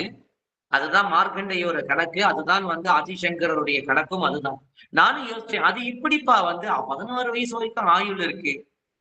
சிவபெருமான் ஆயுள் கொடுத்தாரு. எங்கேயோ எனக்கு எங்கெல்லாம் லாஜிக் இருக்குதோ அங்கெல்லாம் என்னத்தையோ வியாசர் முனி சாதாரண முனிவர் கிடையாது. சந்திரகுலத்தினுடைய மிக உயர்ந்த சந்திரனுடைய மிக உயர்ந்த ஒரு ஞானி, ஒரு முனி. அவரு சாதாரணமா 4 வேதையும் கரைச்சு அப்படி புளிந்து கொடுத்தவர் அவரு. அவர் கண்டிப்பா முட்டாள்தனமா எழுதுறதுக்கு வாய்ப்பே கிடையாது. அவர் மகா வித்து. அவருடைய திருவடிய, வியாசர் முனியோர் திருவடிய மனதார இந்த வேளையில வணங்குறேன். அவருடைய அந்த 18 புராணங்களும் இதிகாசங்களும் எல்லாருக்கும் மிகப்பெரிய ஸ்ருதி ஸ்மிருதி புராணானம் ஆலயம் கருணாலயம் நமாமி பகவத் பாத சங்கரம் லோக சங்கரம். ஸ்ருதி ஸ்மிருதி புராணானம் ஆலயம் கருணாலயம். அந்த பரபிரம்ம ஞானத்திலிருந்து அப்படியே ஸ்மிருதி, அந்த ஸ்மிருதியானது புராணம். அப்ப கண்டிப்பா வியாசர் ஏதாச்சும் ஒரு ரகசியம் வச்சிருப்பாருன்னு சொல்லும் போதுதான் எனக்கே தெரிஞ்சு. அந்த ரகசியம் உங்களுக்கு தெரியணும்னாக்கா டிப்ஸ் எழுதிக்கீங்க. மார்க்கண்டேயருக்கு 16 வருடம் ஆயுள். அதுக்கப்புறம் சிவபெருமான் வந்தாரு, யமபெருமான் வந்தாரு உயிரெடுக்கிறதுக்கு. சிவலிங்கத்தை கட்டி அணைச்சுக்கிட்டாரு. சிவலிங்கத்தை கட்டி அணைச்சுக்கிட்டாரு. அதனால யம தர்மனால அவரை உயிர் எடுக்க முடியல. இதனால் கதைதான். ஒவ்வொரு கதைக்கு பின்னாடியும் சூக்குமமான, என்ன சொல்லுவாங்க, பரிபாஷையான கதை. ஒவ்வொரு கதைக்கு பின்னாடியும் ஒரு ரகசியத்தை ஒழித்து வைப்பாரு வியாசர். எனக்கு அது ரொம்ப பிடிக்கும். ரொம்ப சிந்திக்க வைப்பாரு. எப்படா இவர் என்ன சொல்றாரு? மார்க்கண்டேயர் இருக்காரு, அவருக்கு ஆயுள் 16 வருடம் தான். ஆனா அந்த ஆயுள் 16 ஆயுள்ல அவர் எப்படி எக்ஸ்டெண்ட் பண்ணி அது வென்று வந்தாரு அப்படின்றதுக்கு வழி என்னன்னு பார்த்தாக்கா, அந்த மார்க்கண்டேயர் என்ன செய்யறாரு அப்படின்னா, சிவனை அப்படியே ஆலிங்கனம் செய்து கொண்டாரு. அப்படியே கட்டி பிடிச்சுக்கிட்டான், விட்டவே இல்லை. கட்டி பிடிச்சுக்கிட்டு விடவே இல்லையா. அவ்வளவு தூரத்துக்கு அவர்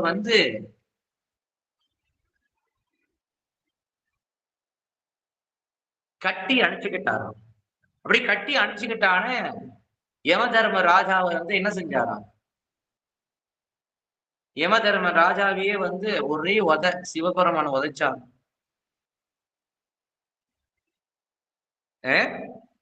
சிவபெருமான் யமன ஒரே போடாங்கட்டு அப்படின்னு.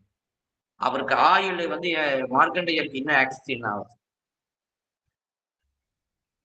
அற்புதம் அற்புதம் அற்புதம். அந்த 16 வயசு வரைக்கும் அப்படி பக்தி, அந்த பக்தியை ப்ராப்பரா கடைபிடிச்சு அவர் அங்கிருந்து அதுக்கு மேல அந்த ராஜயோகத்துக்கு போறதுக்குள்ள வழியை காட்டுறாங்க, கிரியா யோகத்துக்குள்ள வழியை காட்டுறாங்க. ரொம்ப அற்புதமான கதைங்க.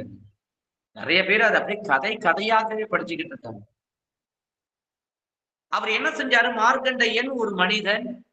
அவர் ஆயுள் 16 வருடம் இருக்கு. ஆனா பக்தியின் அடிப்படையிலிருந்து அவருக்கு அத்தனை விஷயங்களும் கண்டறிந்து வச்சிருக்காரு. சிவலிங்கத்தை கட்டி அணைச்சுக்கிட்டாரு அப்படின்னு சொல்றாங்க. நான் கூட சிவலிங்கத்தை புடிச்சுக்கிட்டாக்கா யமன் வர மாட்டாரான்னு. இப்பெல்லாம் போய் புடிச்சோம்னாக்க யமன் ஒரு யமன் இல்ல 10 யமன் நின்றுவான்.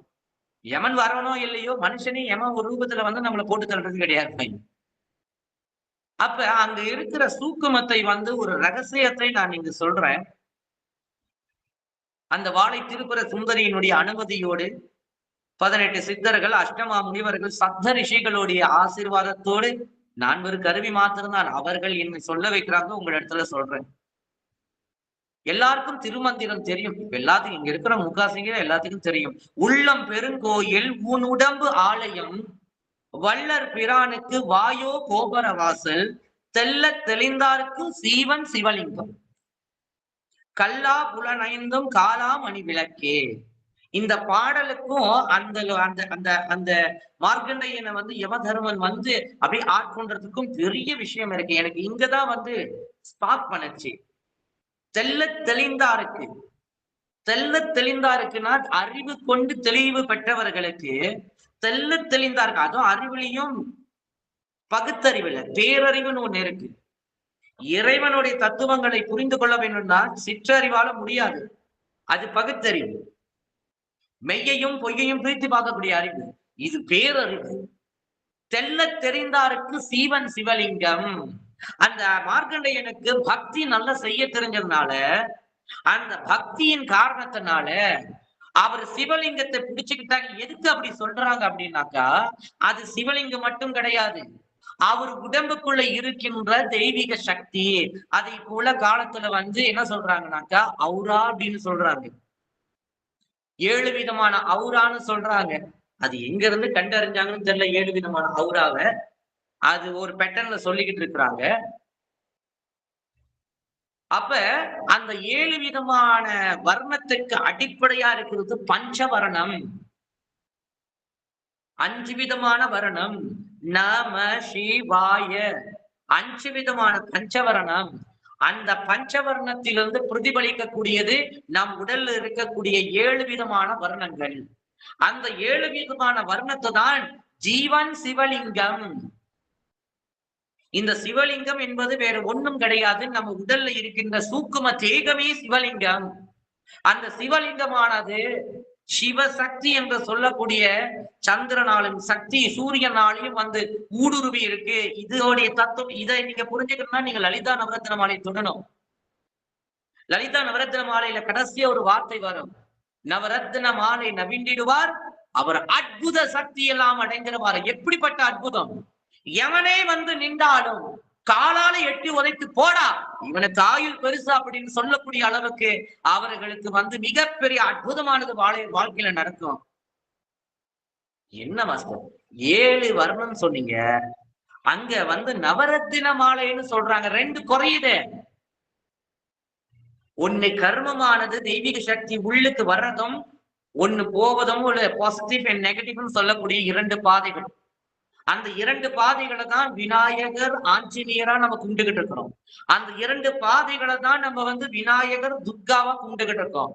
அந்த 2 பாதையை தான் ராகு கேதுவா நம்ம கும்பிட்டுக்கிட்டு இருக்கிறோம்.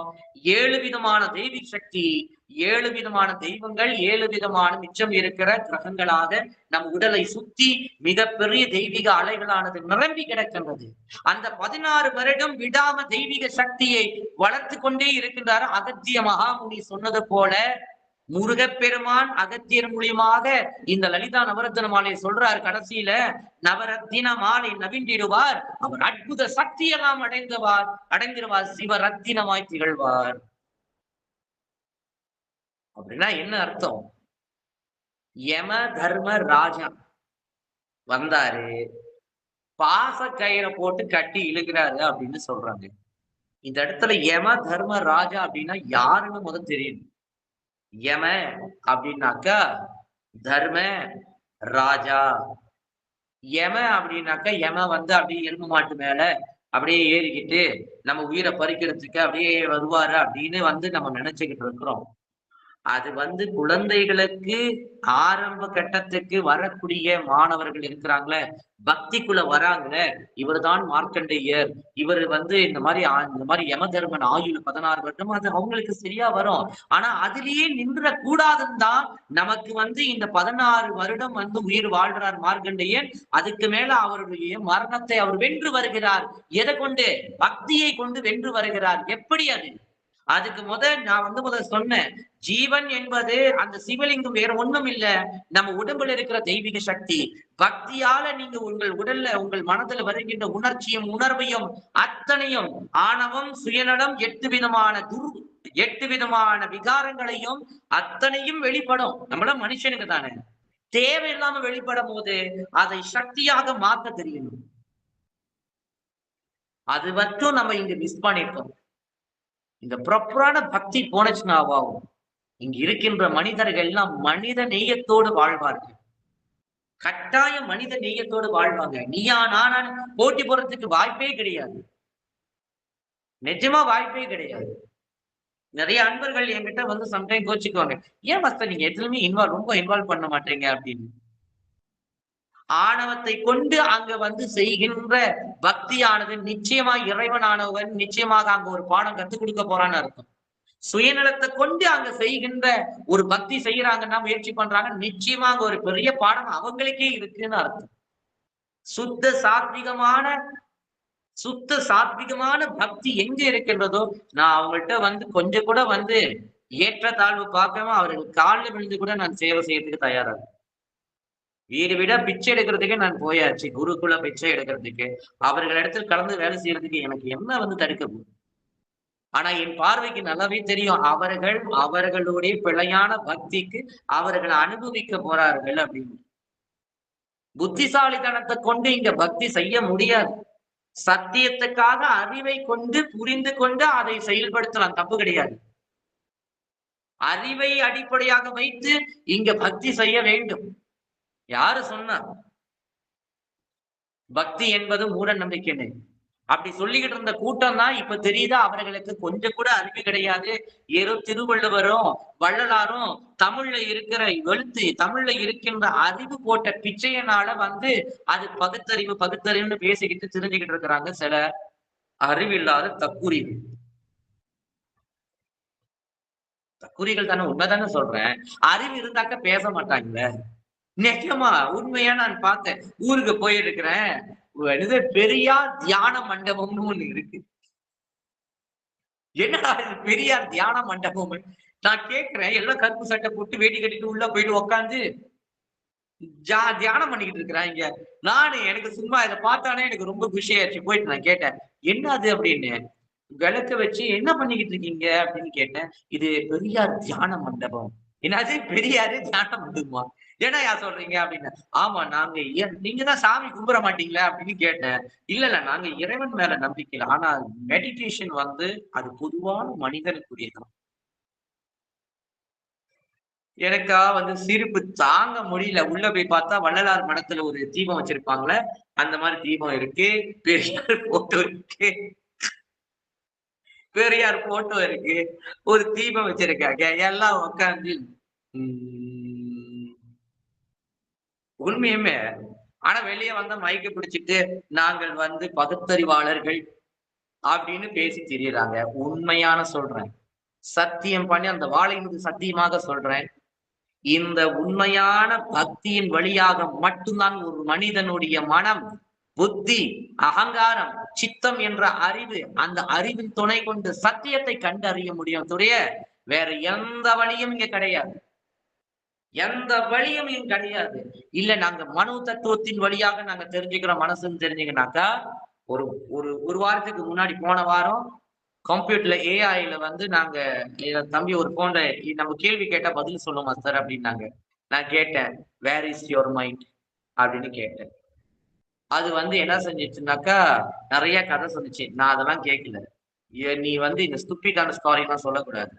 வேர் is the mind inside human body, physical body, இதுக்கு பதில் சொல்லு. இந்த கூகுள் ஏஐ சிஸ்டம்னு புதுசா வந்திருக்கு.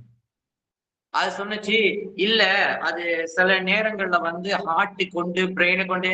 நான் சொன்னேன், பிரெயினா ஹார்ட்டா இதெல்லாம் இப்படி எல்லாம் சுத்தி எல்லாம் பேசக்கூடாது, ஸ்ட்ரெயிட் டு பாயிண்ட்.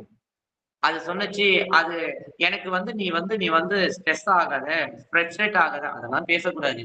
எனக்கு தேவையானது மனது எங்க இருக்குன்னு. கடைசியா அவ சொல்லுது, இல்ல இந்த மனதை பத்தி வந்து இன்னும் டிபேட்ஸ் ரிசர்ச் எல்லாம் ஓடிக்கிட்டு இருக்கு, இன்னும் ஒரு கன்க்ளூஷனுக்கு வரல, நானே இன்னும் வந்து டெவலப் ஆகல. நீ டெவலப் ஆகலன்னா மனுஷனுக்கு வந்து கைட் பண்றதுக்கு நீ எதுக்கு வந்த? உனக்கு என்ன தகுதி இருக்கு? அப்ப நீ ஒரு ஸ்டூபிட், இனி ஒரு நான்சென்ஸ் அப்படின்னு சொன்னேன். அவரு டக்குன்னு வந்து சொல்ற, நீங்க வந்து ஃப்ரஸ்ட்ரேட் ஆகுறீங்க, மன உளைச்சலுக்கு ஆளாறீங்க, நீங்க வந்து இப்படி பேசாதீங்க அப்படின்னு. நான் சொன்னேன், நீ ஃப்ரஸ்ட்ன்ற வார்த்தையை பயன்படுத்தாத, நான் கேட்கறதுக்கு பதில் சொல்லு. உனக்கு தெரியுமா தெரியாதா? I just want to know truth. சத்தியத்தை மட்டும் சொல்லு. இல்ல அது அவங்க பார்வையில இருக்கு. ஸ்பிரிச்சுவல் பர்சன் ஒரு மாதிரி பார்ப்பாங்க, அப்புறம் வந்து என்ன சொல்லுவாங்க, சைக்காலஜிஸ்ட் ஒரு மாதிரி பார்ப்பாங்க, சயின்டிஸ்ட் ஒரு மாதிரி பார்ப்பாங்க. நீங்க எந்த பெர்செப்ஷன் வந்து பாக்குறீங்கன்னு பொறுத்து இருக்கு அப்படின்னாங்க. நான் சொன்னேன், எந்த பெர்செப்ஷன்ல இருக்கு, கண்ணு எங்க இருக்குன்னு சொன்னா அது இங்கதான் இருக்கு, அதுதான் ட்ரூத். மூக்கு எங்க இருக்குன்னு சொன்னா கண்ணுக்கு முகத்துல இந்த நடுப்பகுதியில இருக்கு, அதான் ட்ரூத். ஹார்ட் எங்க இருக்குன்னு சொன்னா இந்த நெஞ்சு செஸ்ட் கிட்ட இருக்குன்னு அர்த்தம், அதான் ட்ரூத். மூளை எங்க இருக்குன்னா ஹெட்டுக்குள்ள இருக்கு, அதான் ட்ரூத். மைண்ட் எங்க இருக்குன்ற ட்ரூத் என்கிட்ட சொல்லு. எனக்கு இந்த ப்ரிசெப்ஷன் எல்லாம் வேண்டாம். நான் வந்து ஒரு ஹிந்து. எங்களுக்கு வந்து எப்பயுமே சத்தியத்தை நம்புறதுதான் எங்களுக்கு சொல்லிக் கொடுத்த சித்தர்களுடைய வழி. அதனால நீ எனக்கு மனசு எங்க இருக்குன்னு சொல்லு. இப்படி கடைசியா ஃபைனலா என்ன சொல்லுதுன்னா, I am very sorry, I don't know where is the mind. சொன்னச்சா இல்லையாப்பா? உண்மையுமே ஏஐ சிஸ்டம் இதை சொன்னச்சு, எனக்கு தெரியாது மனசு மைண்ட் மனுஷங்களுக்கு எங்க இருக்குன்னு, என்ன மன்னிச்சிருங்க அப்படின்னு. நீங்க நம்புறீங்களா? விஞ்ஞானிகளுக்கு வந்து இந்த மனசு எங்க இருக்குன்னு தெரியாதுன்னு. தெரியும். ஒரு மனிதனுடைய மனம் எங்க இருக்கு அப்படின்றது நல்லாவே தெரியும். ஆனா தெரிந்தாலும் மனிதர்களை இதுவரைக்கும் முட்டாளா ஆக்குனதும் சரி, இதுக்கு அப்புறம் மனிதர்களை வந்து மூடத்தனமா அவர்களை வந்து கேவலமான உணவுகளை கொடுத்து அவர்களுடைய மனதை கெடுக்கிறதும், ஆரோக்கியத்தை கெடுக்கிறதுக்கும், எண்ணங்களை கெடுக்கிறதுக்கும், வெறும் சுகத்திலையும், சந்தோஷத்திலையுமே அவர்களை வந்து மூழ்க செய்து, அவர்களுடைய காலத்தை முடித்து மடமையிலே இருந்து, அடிமையாக இருந்து அவர்களை மரணம் செய்ய வைக்க வேண்டும் என்று சில சுயநலமும், ஆணவம் பிடித்தவர்களுக்கு மனது எங்க இருக்குன்னு தெரிஞ்சவர்கள் இருக்கிறார்கள். மனோதத்துவத்தின் வழி விஞ்ஞானம் கண்டுபிடிச்சிருச்சு. ஆனா இருந்த போதும் அது ஒத்துக்காது. இதுல நிறைய பேர் வந்து என்ன சொல்லுவாங்க, இறை பக்தி செய்யறவங்க இருப்பீங்க, நிறைய வந்து சமய போதனைகள் செய்ய கூட இருப்பீங்க. இந்த ஒரு பாயிண்ட முன்னுக்கு வைங்க. அதுக்கு ஒரு கால் உங்களுக்கு மனது எங்க இருக்குன்னு நீங்க உங்களை கேட்டு பாருங்க. மனமது அதான் அகத்தியர் மூலர் மன்னிக்கணும், கும்பமுனி அகத்தியர் சித்தர் ரொம்ப சொல்ற மனமது செம்மையானால் மந்திரம் ஜபிக்க வேண்டாம். மனமது செம்மையானால் வாயுவை உயர்த்த வேண்டாம். மனமது செம்மையானால் வாசியை நிறுத்த வேண்டாம். மனமது செம்மையானால் மந்திரம் செம்மையாமே. அப்ப மனதை கண்டறிந்து அது செம்மை நிலைக்கு, செம்மைனா என்னது? ஒழுங்குபடுத்துறதுன்னு நிறைய பேர் நினைச்சுக்கிட்டு இருக்காங்க. அது ஒழுங்குபடுத்துறது இல்ல. செம்மை அப்படின்னாக்கா இட்ஸ் அ பியூரிட்டி ஜெர்னி. ஸ்படிக மாதிரி நிலை. மனதுல வந்து இந்த நவவர்ணா அப்படின்னு சொல்லுவாங்க. 9 விதமான வர்ணமே இல்லாம, வர்ணம் இல்லாத கலர்லெஸ் லெவல்னு சொல்லுவாங்க ஆங்கிலத்துல. கலர்லெஸ். அந்த கலர்லெஸ் நிலை எதுவோ அதுதான் செம்மை. செம்மை நிலை. மனவது செம்மையானால் எந்த வர்ணமும் கிடையாது. வர்ணம் இல்லை அப்படின்னாக்கா அது வந்து மிகப்பெரிய சகசிர நிலையை வந்து தொட்ட நிலை. அது ஒரு மகா யோகத்தை வந்து பக்தியாலேயோ, கர்ம யோகத்தாலேயோ, ஞான யோகத்தாலேயோ, ராஜ யோகத்தாலே கீழே இருக்கின்ற அந்த திருவடியை வந்து வாழை திருவடியை தொட்டு அந்த சகசிரார திருவடி, சகசிரார அந்த லலிதா திரிபுர சுந்தரியை தொட்டதுக்கு சமமானது. அவள் எந்த ஒரு கலப்படமும் இல்லை. அப்படியே வந்து சுத்த நிலையில இருக்கிறவங்க. அப்ப மனதை கண்டு அறியாம இங்க எதையுமே செய்ய முடியாது. இங்க நம்மளுடைய பக்தி யோகம் இந்த நாட்டிலையும் சரி, இந்த உலகத்திலையும் பல இடங்களை வளராம இருக்கிறதுக்கு ஒரே காரணம் என்னதுன்னா, இந்த பகுதியில இந்த பார்வை நோக்கத்துல வந்து இது கொண்டு போகாதுதான். ஆனா இதற்கு அப்புறமும் அது நடக்கிறதுக்கு வாய்ப்பே கிடையாது. வாய்ப்பே கிடையாது. நம்ம கிருபா சார் மாதிரி நிறைய அன்பர்கள் நிறைய அங்கங்க நிறைய இடத்துல வந்து நிறைய பிரச்சாரங்கள் நிறைய நடந்துகிட்டு இருக்கு. ஆனா இங்க தேவையான ஒரே ஒரு முக்கியமான விஷயம் என்ன அப்படின்னாக்கா, பக்தியுடைய நோக்கமே மனதை கண்டறிந்து, அறிவை கண்டறிந்து, அறிவின் மூலியமாக துணை கொண்டு சத்தியத்தை கண்டறிந்து எல்லாரும் மனிதனும் ஆனந்தமான நிலையில உடல்ல ஆரோக்கியம், மனதில சந்தோஷம், சத்தியத்தின் வழியாக நிம்மதியாக இந்த பூமியில அவரவர்களுடைய கர்மத்தை செய்ய வேண்டும். ஓரளவுக்கு பக்திய கான்செப்ட் முடிச்சுட்டு இப்ப கர்மத்துக்குள்ள நுழையணும். அப்ப இன்னும் கர்மத்துக்குள்ள போகலையா? இல்ல. அப்ப அவர்களுடைய கர்மத்தை பற்றி முழுதும் வந்து அவங்க கண்டறிய வேண்டும். இந்த பக்தி என்றது கர்மத்தாலையும் தெய்வீகத்தாலையும் சூழப்படும். 50% கர்மா அப்படின்னா 50% வந்து தெய்வீக சக்தி. அப்ப இந்த கர்மத்தை வந்து பக்தியை வந்து ஒரு அளவுக்கு உங்களுக்கு புரிஞ்சிருக்கும்னு நினைக்கிறேன். ஓரளவுக்கு சொல்லிட்டேன். எங்கேயாச்சும் மிஸ் பண்ணி இருக்கிறதுக்கு வாய்ப்பு இருக்கு. அப்படி கடைசியா எங்கேயாச்சும் மிஸ் பண்ணிருந்தா கேள்வியா கேளுங்க, நான் சொல்றேன். அப்ப இந்த பக்தி என்று சொல்லக்கூடிய ஒரு விஷயத்தின் வழியாதான் நம்ம சொன்னல, திருவள்ளுவர் சொல்ற பிறவி பெருங்கடல் நீந்துவார் நீந்தார். நீந்தனா நீங்க கரை சேருவீங்க. இறைவனடி சேராத்தார் இறைவன் அடி சேருவீங்க. அப்ப நீந்த தெரியறதுன்னு சொல்றது அடிப்படை பக்தி.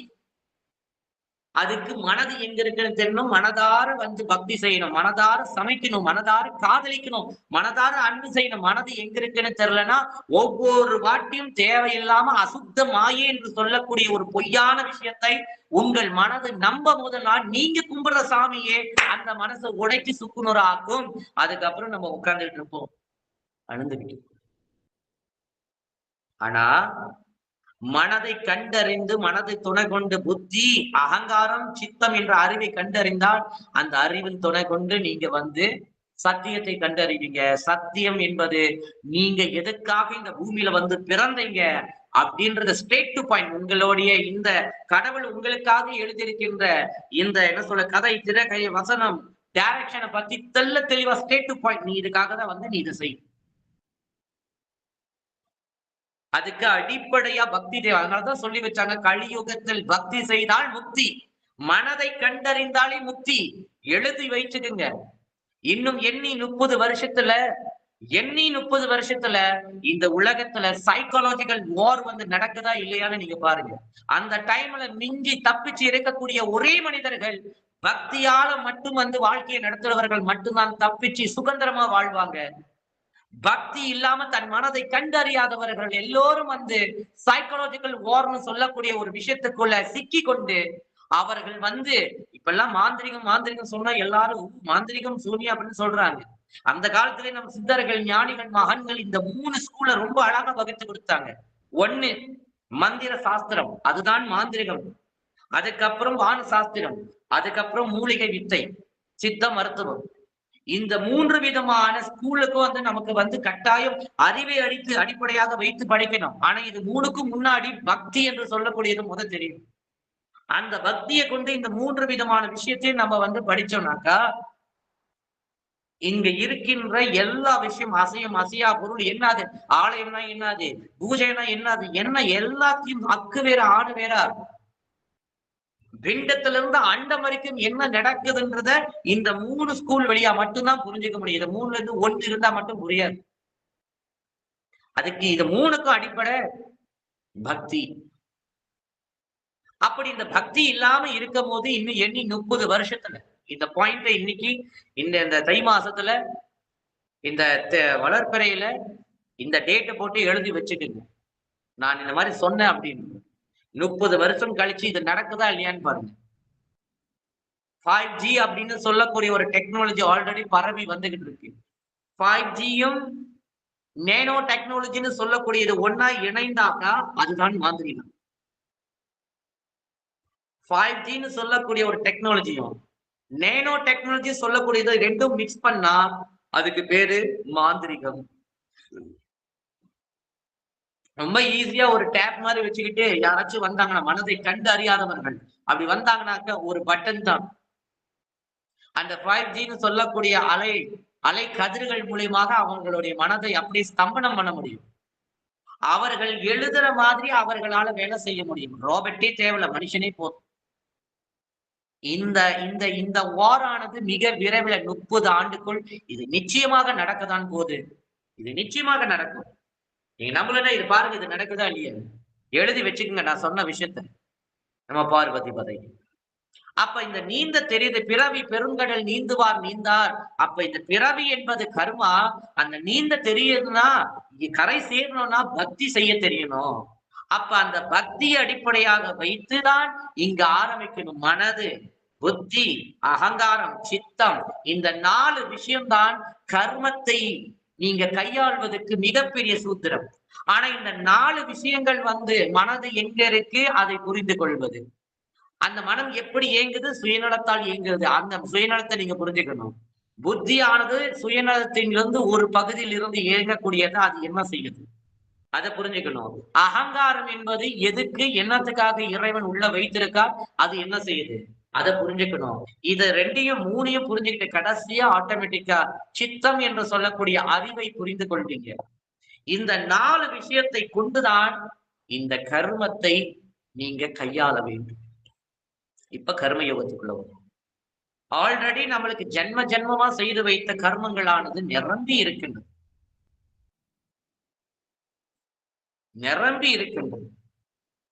நிறைஞ்சு கிடக்குது அந்த கர்மங்கள் எல்லாமே. கடல் அளவுக்கு கணக்கே பண்ண முடியாது.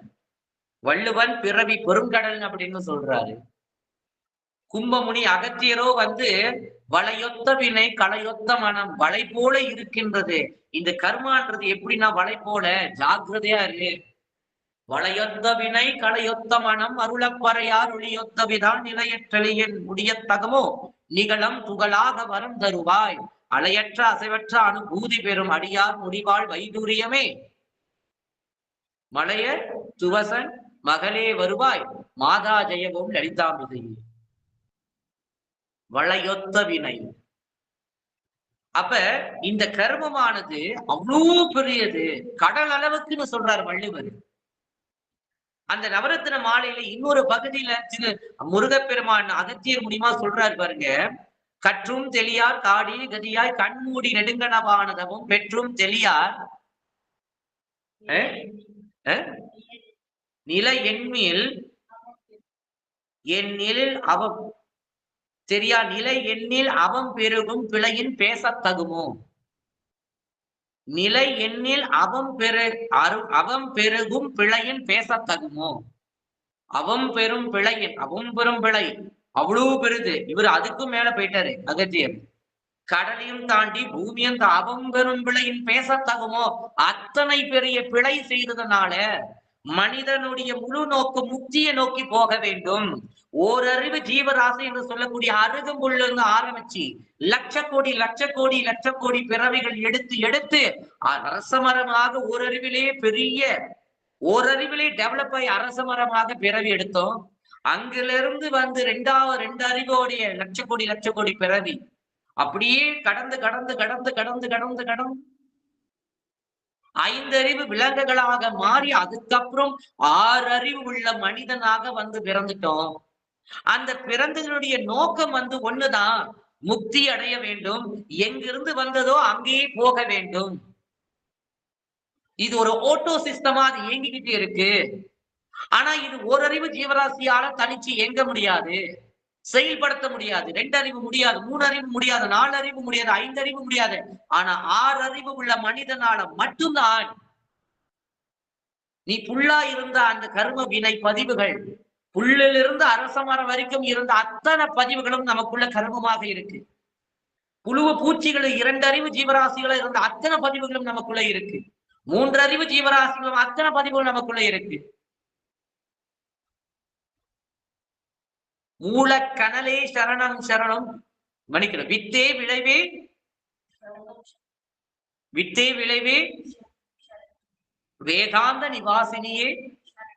வித்தே வித்தாக பதிஞ்சிருக்கு, விதையாக விழுந்து கிடக்குது. ஓரறிவிலிருந்து பதிஞ்ச விதைகள் எல்லாம் வித்தே அப்படின்னு எதை சொல்றாரு? வித்தே விளைவே வேதாந்த நிவாசினியே சரணம். அந்த மனிதனுக்குள்ள வந்து பதிஞ்சிருக்கின்ற அந்த கர்ம பதிவுகள் ஓரறிவிலிருந்து 5 அறிவு 6 அறிவா வைட்டோம். ஆனா இந்த 6 அறிவு இருக்கக்கூடிய இந்த மனிதனுக்கு புலி, சிங்கம், நரி, ஆடு, மாடு, கல்லு, புல்லு, மரம் இதுல இருந்து வந்தோம்ல, அந்த புத்திய நமக்கு இருக்கும்ல. அப்ப அந்த அந்த அந்த கர்ம பதிவு நமக்குள்ள இருக்கும்ல. அப்ப என்ன ஆகும்? அந்த மனிதனுக்கு ஆணவத்தையும் சுயநலத்தையும் எதற்கு கொடுத்தார் அப்படின்னாக்கா, இங்க நம்ம செய்ய வேண்டியது ஒன்னே ஒரு விஷயம்தான்.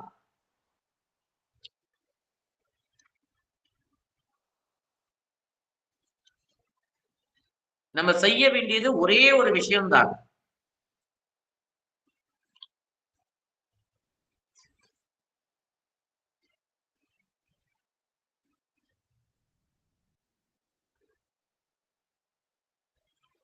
செய்ய வேண்டியது ஒரே ஒரு விஷயம்தான். அது என்னதுன்னு கேட்டீங்கன்னாக்கா, முக்தி அடைவதற்கு உள்ள பாதை. அந்த முக்தி அடைவதற்கு உள்ள பாதைகளை வந்து சரியை, கிரியை, யோகம், ஞானம் அப்படியே வந்து இப்ப பக்தி யோகம், கர்ம யோகம், கிரியா யோகம், ஞான யோகம் அப்படியே போட்டு.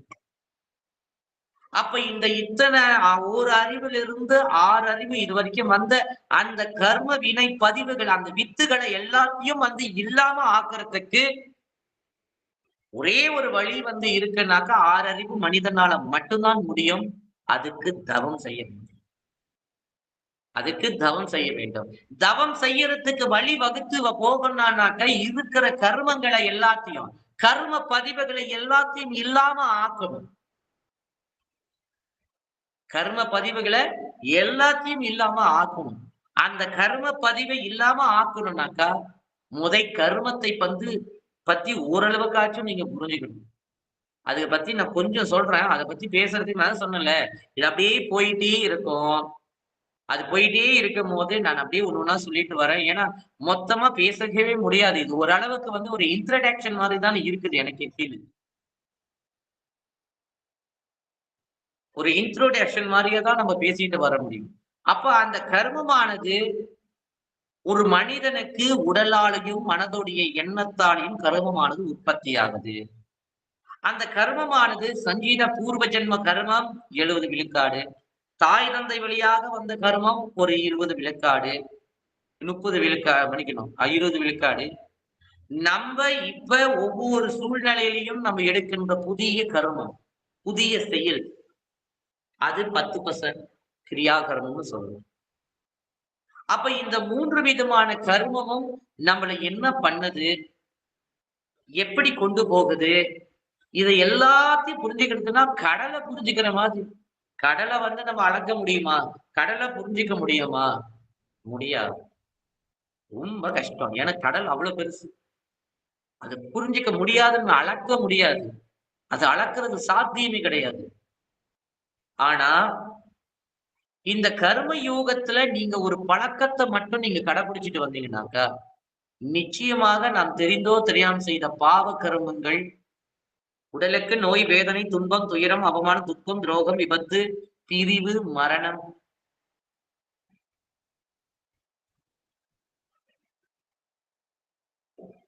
இதிலிருந்து மீண்டு வந்துடலாம். அந்த பாப கர்மத்திலிருந்து மீண்டு வருவதற்கு நமக்கு தேவையான புண்ணிய கர்மம். அந்த புண்ணிய கர்மம் கூட எனக்கு வந்து நான் நிறைய பாவம் பண்ணியிருக்கேன். ஒரு யதார்த்தமான வாழ்க்கையில வாழ்றவங்க இப்படி யோசிப்பாங்க. நிறைய அங்கங்க பாவம் பண்ணியிருக்கேன். நான் பண்ண பாவமும், என் அப்பா அம்மா பண்ண பாவம், இல்ல நான் பூர்வ ஜென்மத்துல செய்த பாவம், ஏதோ ஒரு பாவம். அதுக்கு நான் அதை பிராயச்சித்தம் செய்யணும் அப்படின்னு நினைச்சு சில பேர் புண்ணியத்தை நிறைய பண்ணிட்டு வருவாங்க. ஆனா அந்த மாதிரி புண்ணியத்தை விட மிக உயர்ந்த புண்ணியம் என்ன தெரியுமா? கர்மத்தை முற்றிலும் படித்து உணர்ந்து கொள்ள வேண்டும். சிவபுராணத்தில் ஒண்ணு வரும்ல, சொல்கின்ற பாட்டின் பொருள் உணர்ந்து சொல்லுவார் செல்வ சிவபுரத்தில் எல்லாம் அப்படின்னு அப்படியே ஒரு பாட்டு அப்படியே வரும் பாத்தீங்களா? அந்த மாதிரி நாம சொல்கின்ற செய்கின்ற ஒவ்வொரு விஷயமும் பொருளணிந்து செய்ய வேண்டும். பொருளணிந்து செய்ய வேண்டும். அப்படி பொருளணிந்து செஞ்சீங்கன்னாக்கா என்ன ஆகும் அப்படின்னா பெர்ஃபெக்டா செய்வீங்க, தெளிவா செய்வீங்க. அப்ப இந்த கர்ம யோகத்தினுடைய முழு தாற்பயமே என்னன்னா, நான் சொன்னல, மனசு, புத்தி, அகங்காரம், சித்தம். இந்த 4 வகையில நீங்க எதை பயன்படுத்தி உங்கள் கர்மத்தை கையாளுறீங்கன்னு. மனதை கொண்டு நீங்க அந்த ஒரு சூழ்நிலையில வருகின்ற அந்த பாப கர்மமும் புண்ணிய கர்மத்தை கையாண்டீங்கனாலோ, இல்லது புத்தி அல்லது அகங்காரம், இந்த 3 விஷயத்தை பயன்படுத்தி நீங்க ஒரு கர்மத்தை வந்து ஹேண்டல் பண்ணாக்கா, அது நிச்சயமாக மிகப்பெரிய ஒரு பாவ கர்மமாக விளைந்து நிற்கும்.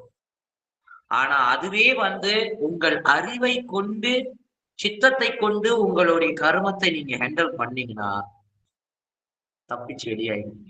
நான் சொன்னல, ஒரு மனிதனுடைய பிறவியின் நோக்கமே தவம். அந்த தவத்துக்கு தேவையானதுக்காக தான் இந்த ஆணவமும் இந்த புத்தியும். ஆனா நமக்குள்ளதான் இருக்க தேவையில்லாத பதிவு குரங்கு இருக்கு. பாருங்க, மேல ஒரு குரங்கு உட்காந்துருக்கு. கோயில் மேல உட்காந்துக்கிட்டு முதல்ல சேட்டை பண்ணிக்கிட்டு இருக்கு. புலி இருக்கு, சிங்கம் இருக்கு, நரி இருக்கு, மான் இருக்கு. எல்லாத்தையும் முடிச்சுட்டு தானே நம்ம இங்கிட்டு வந்திருக்கோம். அப்ப இந்த கர்மத்தை சரி செய்வதற்கு ஒரே வழி என்னன்னாக்கா, தன்னலம் இல்லாம அந்த கர்மத்தை செயல்படுத்த வேண்டும்.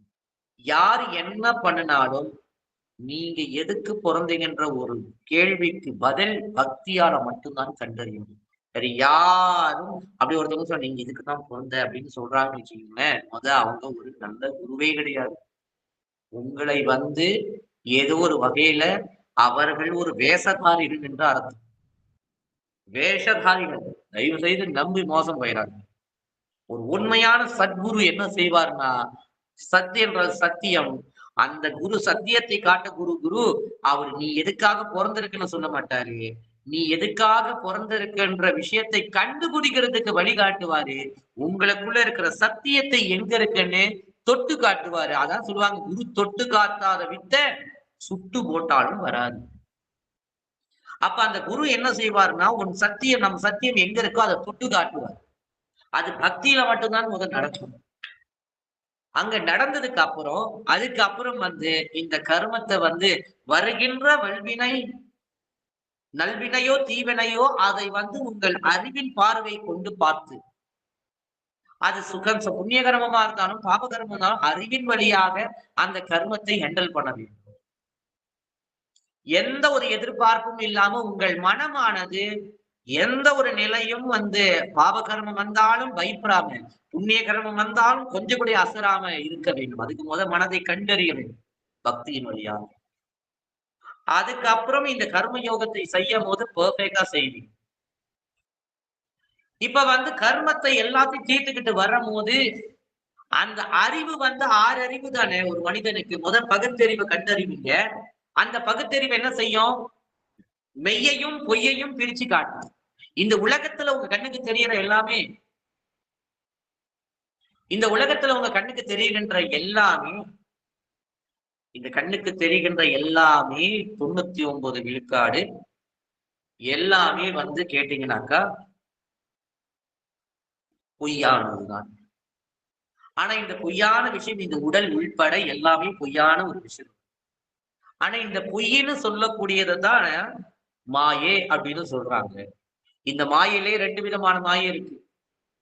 வெறும் சுகத்துக்கும் சந்தோஷத்தை மட்டுமே எதிர்பார்த்து அது பின்னாடி ஓடிக்கிட்டு இருந்தோம்னாக்கா அது எல்லாம் அசுத்த மாயோட கலக்கும். ஆனா இறைவழி சார்ந்து இந்த பக்தி யோகம், கர்மயோகம், ஞான யோகம், ராஜயோகத்தின் வழியா போயிட்டு இருந்தீங்கன்னாக்கா அது சுத்த மாயையாக இருக்கும். அந்த சுத்த மாயின் வழியாக நீங்க போகும்போது கருத்தேந்து. அதான் வள்ளுவர் சொன்னல, பிறவி பெருங்கடல் நீந்துவார். நீந்தறதுக்கு நிறைய பெட்டன், 4 பெட்டன் இருக்கு. பக்தி யோகம் இருக்கு, கர்மயோகம் இருக்கு, ராஜயோகம் இருக்கு, கிரியா யோகம் இருக்கு, ஞான யோகம் இருக்கு. ஆனா இது எல்லாத்துக்கும் பக்தி யோகம் ஆதாரம் இந்த கலியுகத்துல. ஏன்னா அதுதான் ஃபர்ஸ்ட். எங்க உங்கள் மனம் இருக்கு அப்படின்றத நீங்க கண்டறியணும்ல. மொத்த ஸ்டெப் அதுதான். அதை கண்டறிந்த பிறகுதான் நீங்க கர்மயோகம் செய்ய முடியும் உங்கள் அறிவை கொண்டு. அப்ப அறிவை கொண்டு நீங்க உங்க கர்மத்தை எந்த எதிர்பார்ப்பும் இல்லாம உங்கள் வேலையை மட்டும் நீங்க செய்துட்டு போறீங்க. வருவது வரட்டும் அப்படின்னு இறைவா ஜெகன்மாதா உனக்கே அர்ப்பணம் செய்துட்டு போறீங்க. அறிவை கொண்டு செய்துட்டு போறீங்க. அப்ப அறிவு கர்மங்கள் கழிய கழிய கழிய கழிய கழிய ஆட்டோமேட்டிக்கா நீங்க என்ன செய்வீங்கன்னா ராஜயோகம் என்று சொல்லக்கூடிய கிரியா யோகம். கிரியா என்றால் அது ராஜயோகம். ராஜயோகத்துக்குள்ள நுழைவீங்க. ராஜயோகத்துக்குள்ள நுழையிறது ரொம்ப அற்புதமாக இருக்கும். இந்த ராஜயோகத்துக்குள்ள நீங்க நுழைஞ்சிட்டீங்க அப்படிங்கனாக்கா கிட்டத்தட்ட நீங்க அந்த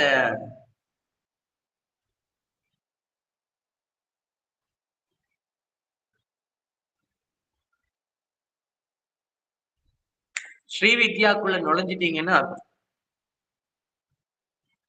ஏன்னா அப்படியே ஒண்ணு ஒண்ணா அப்படியே என்ன சொல்லுவாங்க, எல்லாமே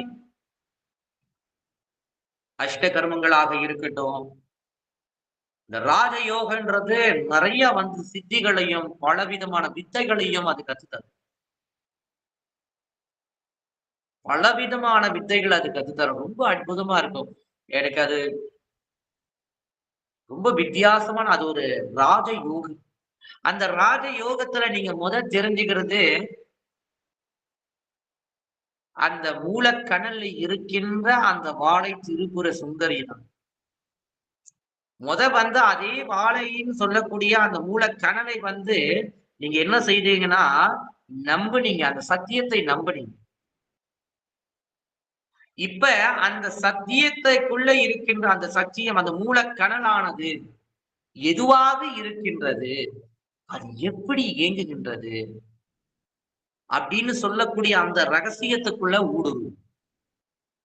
இந்த ராஜ யோகத்தினுடைய முழு விஷயமே முழுக்க முழுக்க இந்த ராஜ யோகத்தை பத்தி புரிஞ்சு கொள்ள வேண்டும் என்றாலே முத விஷயமே அவங்க என்ன செய்யணும்னாக்கா, அவர்களுக்குள் இருக்கின்ற ஆணவம், சுயநலம், 8 விதமான விகாரங்கள். இந்த 10 விதமான இந்த 10 விதமான துர்குணங்களை, 2 துர்குணம், 8 விகாரங்கள், இது 2த்தையும் என்ன செய்யணும்? நீங்க வணங்குகின்ற இறைவனுக்கு அடிமையாக ஆக்கி வைக்கணும்.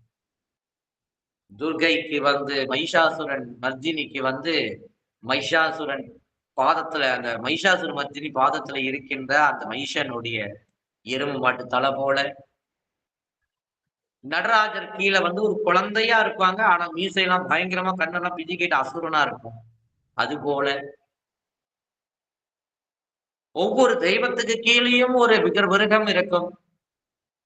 அந்த அசுர தன்மையானது ரஜோகுணம், தாமச குணம் சொல்லக்கூடிய சுயநலமும் ஆணவமும் எல்லாம் வல்ல அந்த இறைவனுடைய திருவடிக்கு கீழே வைக்கும் போது பின்னாடி இருக்கின்ற 8 விதமான விகாரங்கள், இந்த 10 விதமான தச குணங்கள், இந்த தச குணம்தான் பிற்காலத்து தாச மார்க்கம், தச மார்க்கம்னு சொல்லுவாங்க. இந்த 10 விதமான துர்குணத்தை ஒடுக்கணும், ஆணவத்தை சக்தியாக மாற்றணும், சுயநலத்தை சக்தியாக மாற்றணும், 8 விதமான விகாரத்தை சக்தியாக மாற்றி நாம் வணங்குகின்ற அந்த இறைவனுடைய திருவடியில வைத்து வேலை வாங்க வேண்டும்.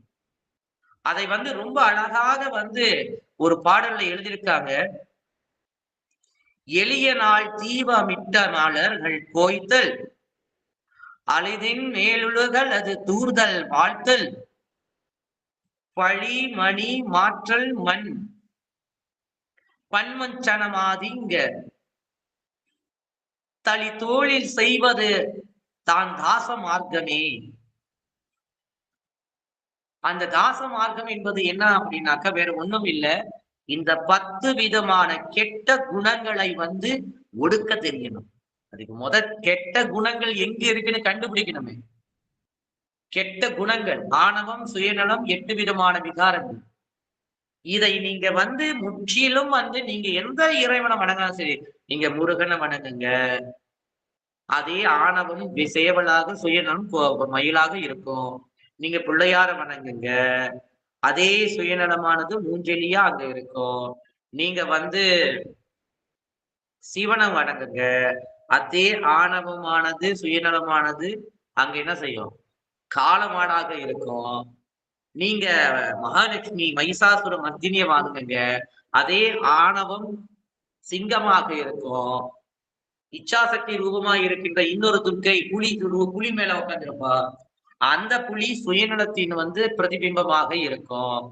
அப்ப எல்லாமே 10 தலை கொண்ட மகாகாளி, அந்த 10 தலையும் 10 விதமான துர்குணத்தை கையாள தெரிந்த ஒரு மகா தெய்வம், மகா காளி, மகா மாய ரூபிணி. அந்த 10 விதமான துர்குணத்தையும், 2 துர்குணம் 8 விதமான விகாரத்தையும் அடக்கி உடக்கிய நிலையில இருக்கிறவர்களுக்கு மாத்திரம்தான் அதே டைம்ல அடக்கின பிறகு கர்மங்கள் இடம் கொடுக்கணும். கர்மமும் இடம் கொடுத்த பிறகு இந்த ராஜ யோகம், இந்த ராஜ யோகம் என்று சொல்லக்கூடிய ஒரு விஷயமானது மிகப்பெரிய அளவுல பிரதிபலிக்கும். ரொம்ப அழகா அந்த ராஜ யோகம் மட்டும் கிடையாது,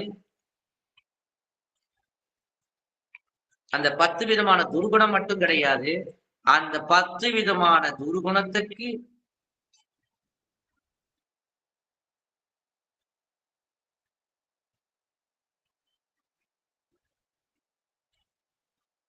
அந்த 10 விதமான துர்குணமானது நம்ம மனமானது இந்த இந்த இந்த பிம்பமானது இந்த ஸ்தூல தேகமானது சூக்கும தேகத்திலிருந்து எப்படி இயங்குது அப்படின்ற அந்த ரகசியத்தை முழுசா தெரிஞ்சுக்கக்கூடியது. இத்தரல ஏன் ராஜயோகத்தை பத்தி நிறைய வரவே மாட்டுது வெளியே, மன்னிக்கணும். அந்த ராஜயோகத்தினுடைய முழு ரகசியமும் எங்க புதைஞ்சிருக்குன்னு நான் சொல்றேன். அது அந்த 10 விதமான துர்குணத்தை நீங்க சக்திகளாக மாற்ற தெரியும். இது பக்கா தந்திர சாஸ்திரம். இது லலிதா சகஸ்ரநாமத்தை நல்லா உபாசனை பண்ண தெரிந்தவர்களுக்கு அந்த வாழை தேவியே குருவாக இருந்து சொல்லி கொடுப்பார். இது அவ சொல்லி கொடுத்தாதான் உண்டு. ஏன் அப்படின்னாக்கா இந்த தந்திர வித்தையில எத்தனை பேர் கை தேர்ந்திருக்காங்கன்னு தெரியல.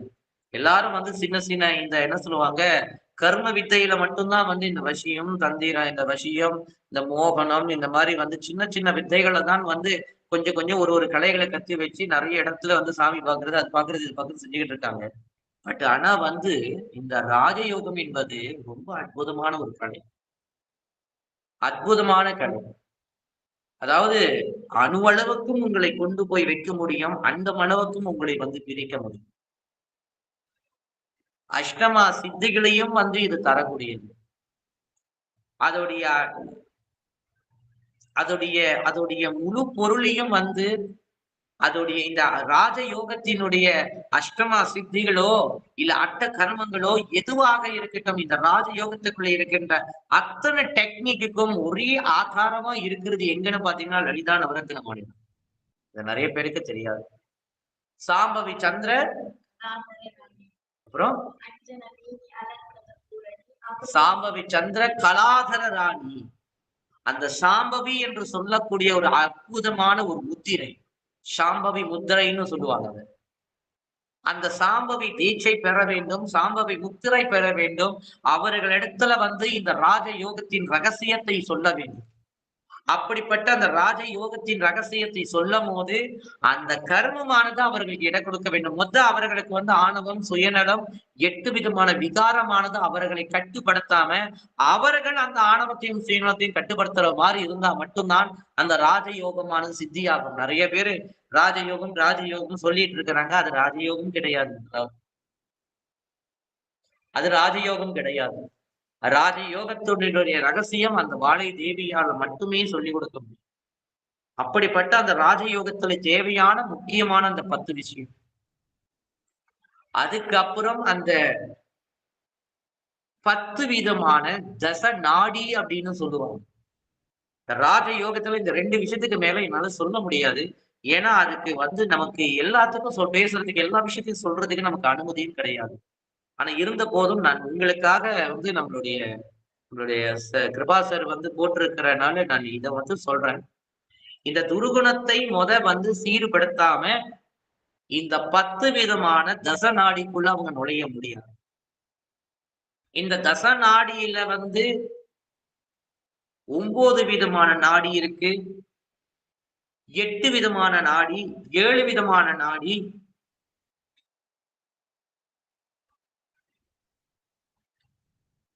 மனதோடைய தத்துவம் 7 விதமான நாடியிலேயே முடிஞ்சிடும். அதுக்கு தாற்பயம் நீங்க மகாவிஷ்ணு பாத்தீங்கன்னா 7 சர்ப்பம் கொண்ட தலை கொண்டு அவர் படுத்திருப்பார். 7 தலை பாம்பு இருக்கும். அதுல வந்து மகாவிஷ்ணு படுத்திருப்பாரு. அதுக்கப்புறம் வந்து மகாலட்சுமி வந்து காலாமுத்தி விட்டுட்டு இருப்பாங்க. ஒரு ஆனந்த சயனத்துல. அப்படின்னா என்ன அர்த்தம்னா இந்த மனிதனுடைய மனம் 7 நாடிகள்லயே அது முடிஞ்சிடும். மிச்சம் இருக்கின்ற 3 நாடி இடை, பிங்களை, சுழுமுனை அப்படின்னு சொல்றது. இந்த 10 விதமான நாடியையும் இந்த 10 விதமான ஆணவம், சுயநலம், 8 விதமான விகாரத்தையும் இந்த 10 நாடி, இந்த 10 விதமான 2 துர்குணம், 8 விதமான விகாரத்தையும் யார் ஒருத்தவங்களால கையாள தெரிகின்றதோ அவர்கள் இந்த ராஜயோகத்தை மிக பெரிய அளவுல பயன்படுத்த முடியும். அதுல 8 விதமான சித்துகள் இருக்கு. அனிமா, மகிமா, லகிமா, கரிமா அப்படின்னு போயிட்டே இருக்கும். அதுக்கப்புறம் இங்கிட்டு பாத்தீங்கன்னாக்கா அட்ட கர்மங்களும் இதை அடிப்படையாக வைத்துதான் வரும். அப்ப அதுல ஒவ்வொரு நாடிகளாக அப்படியே டிராவல் பண்ணும்போது அதை பத்தி ஆய்வுகள் போகும்போது ரொம்ப அற்புதமாக இருக்கும். அந்த ஆய்வுகளை பண்ணும் போது வந்து என்னடா இதெல்லாம் இருக்கு அப்படின்னு ரொம்ப ஏன்னா நீங்க அதை போய் நீங்க வந்து அதை தொட்டு நீங்க அதுலயே ஊறணும். அதுலயே கிடந்து நீங்க அதுக்காகவே வந்து வாழ்க்கையை வந்து பயணம் அர்ப்பணம் பண்ணி போயிட்டே இருக்கணும். அப்பதான் அது நடக்கும். அப்ப அது நடக்கும் போது அந்த இடத்துல வந்து உங்களுக்கு வந்து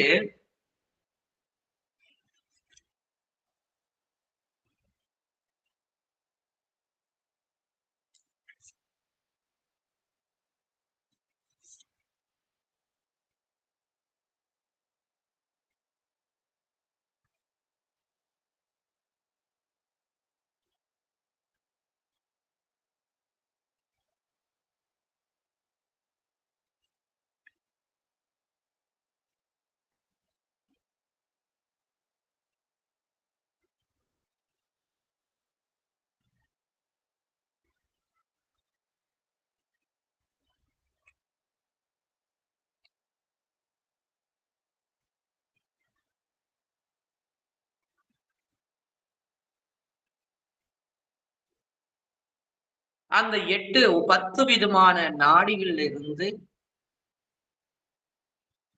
மட்டும்தான் நம் மனதும் சத்தியமும் நமக்குள் இருக்கின்ற அந்த சூக்கும தேகத்தின் எல்லா ரகசியமும் அதிலிருந்து தான் வெளிவரும்.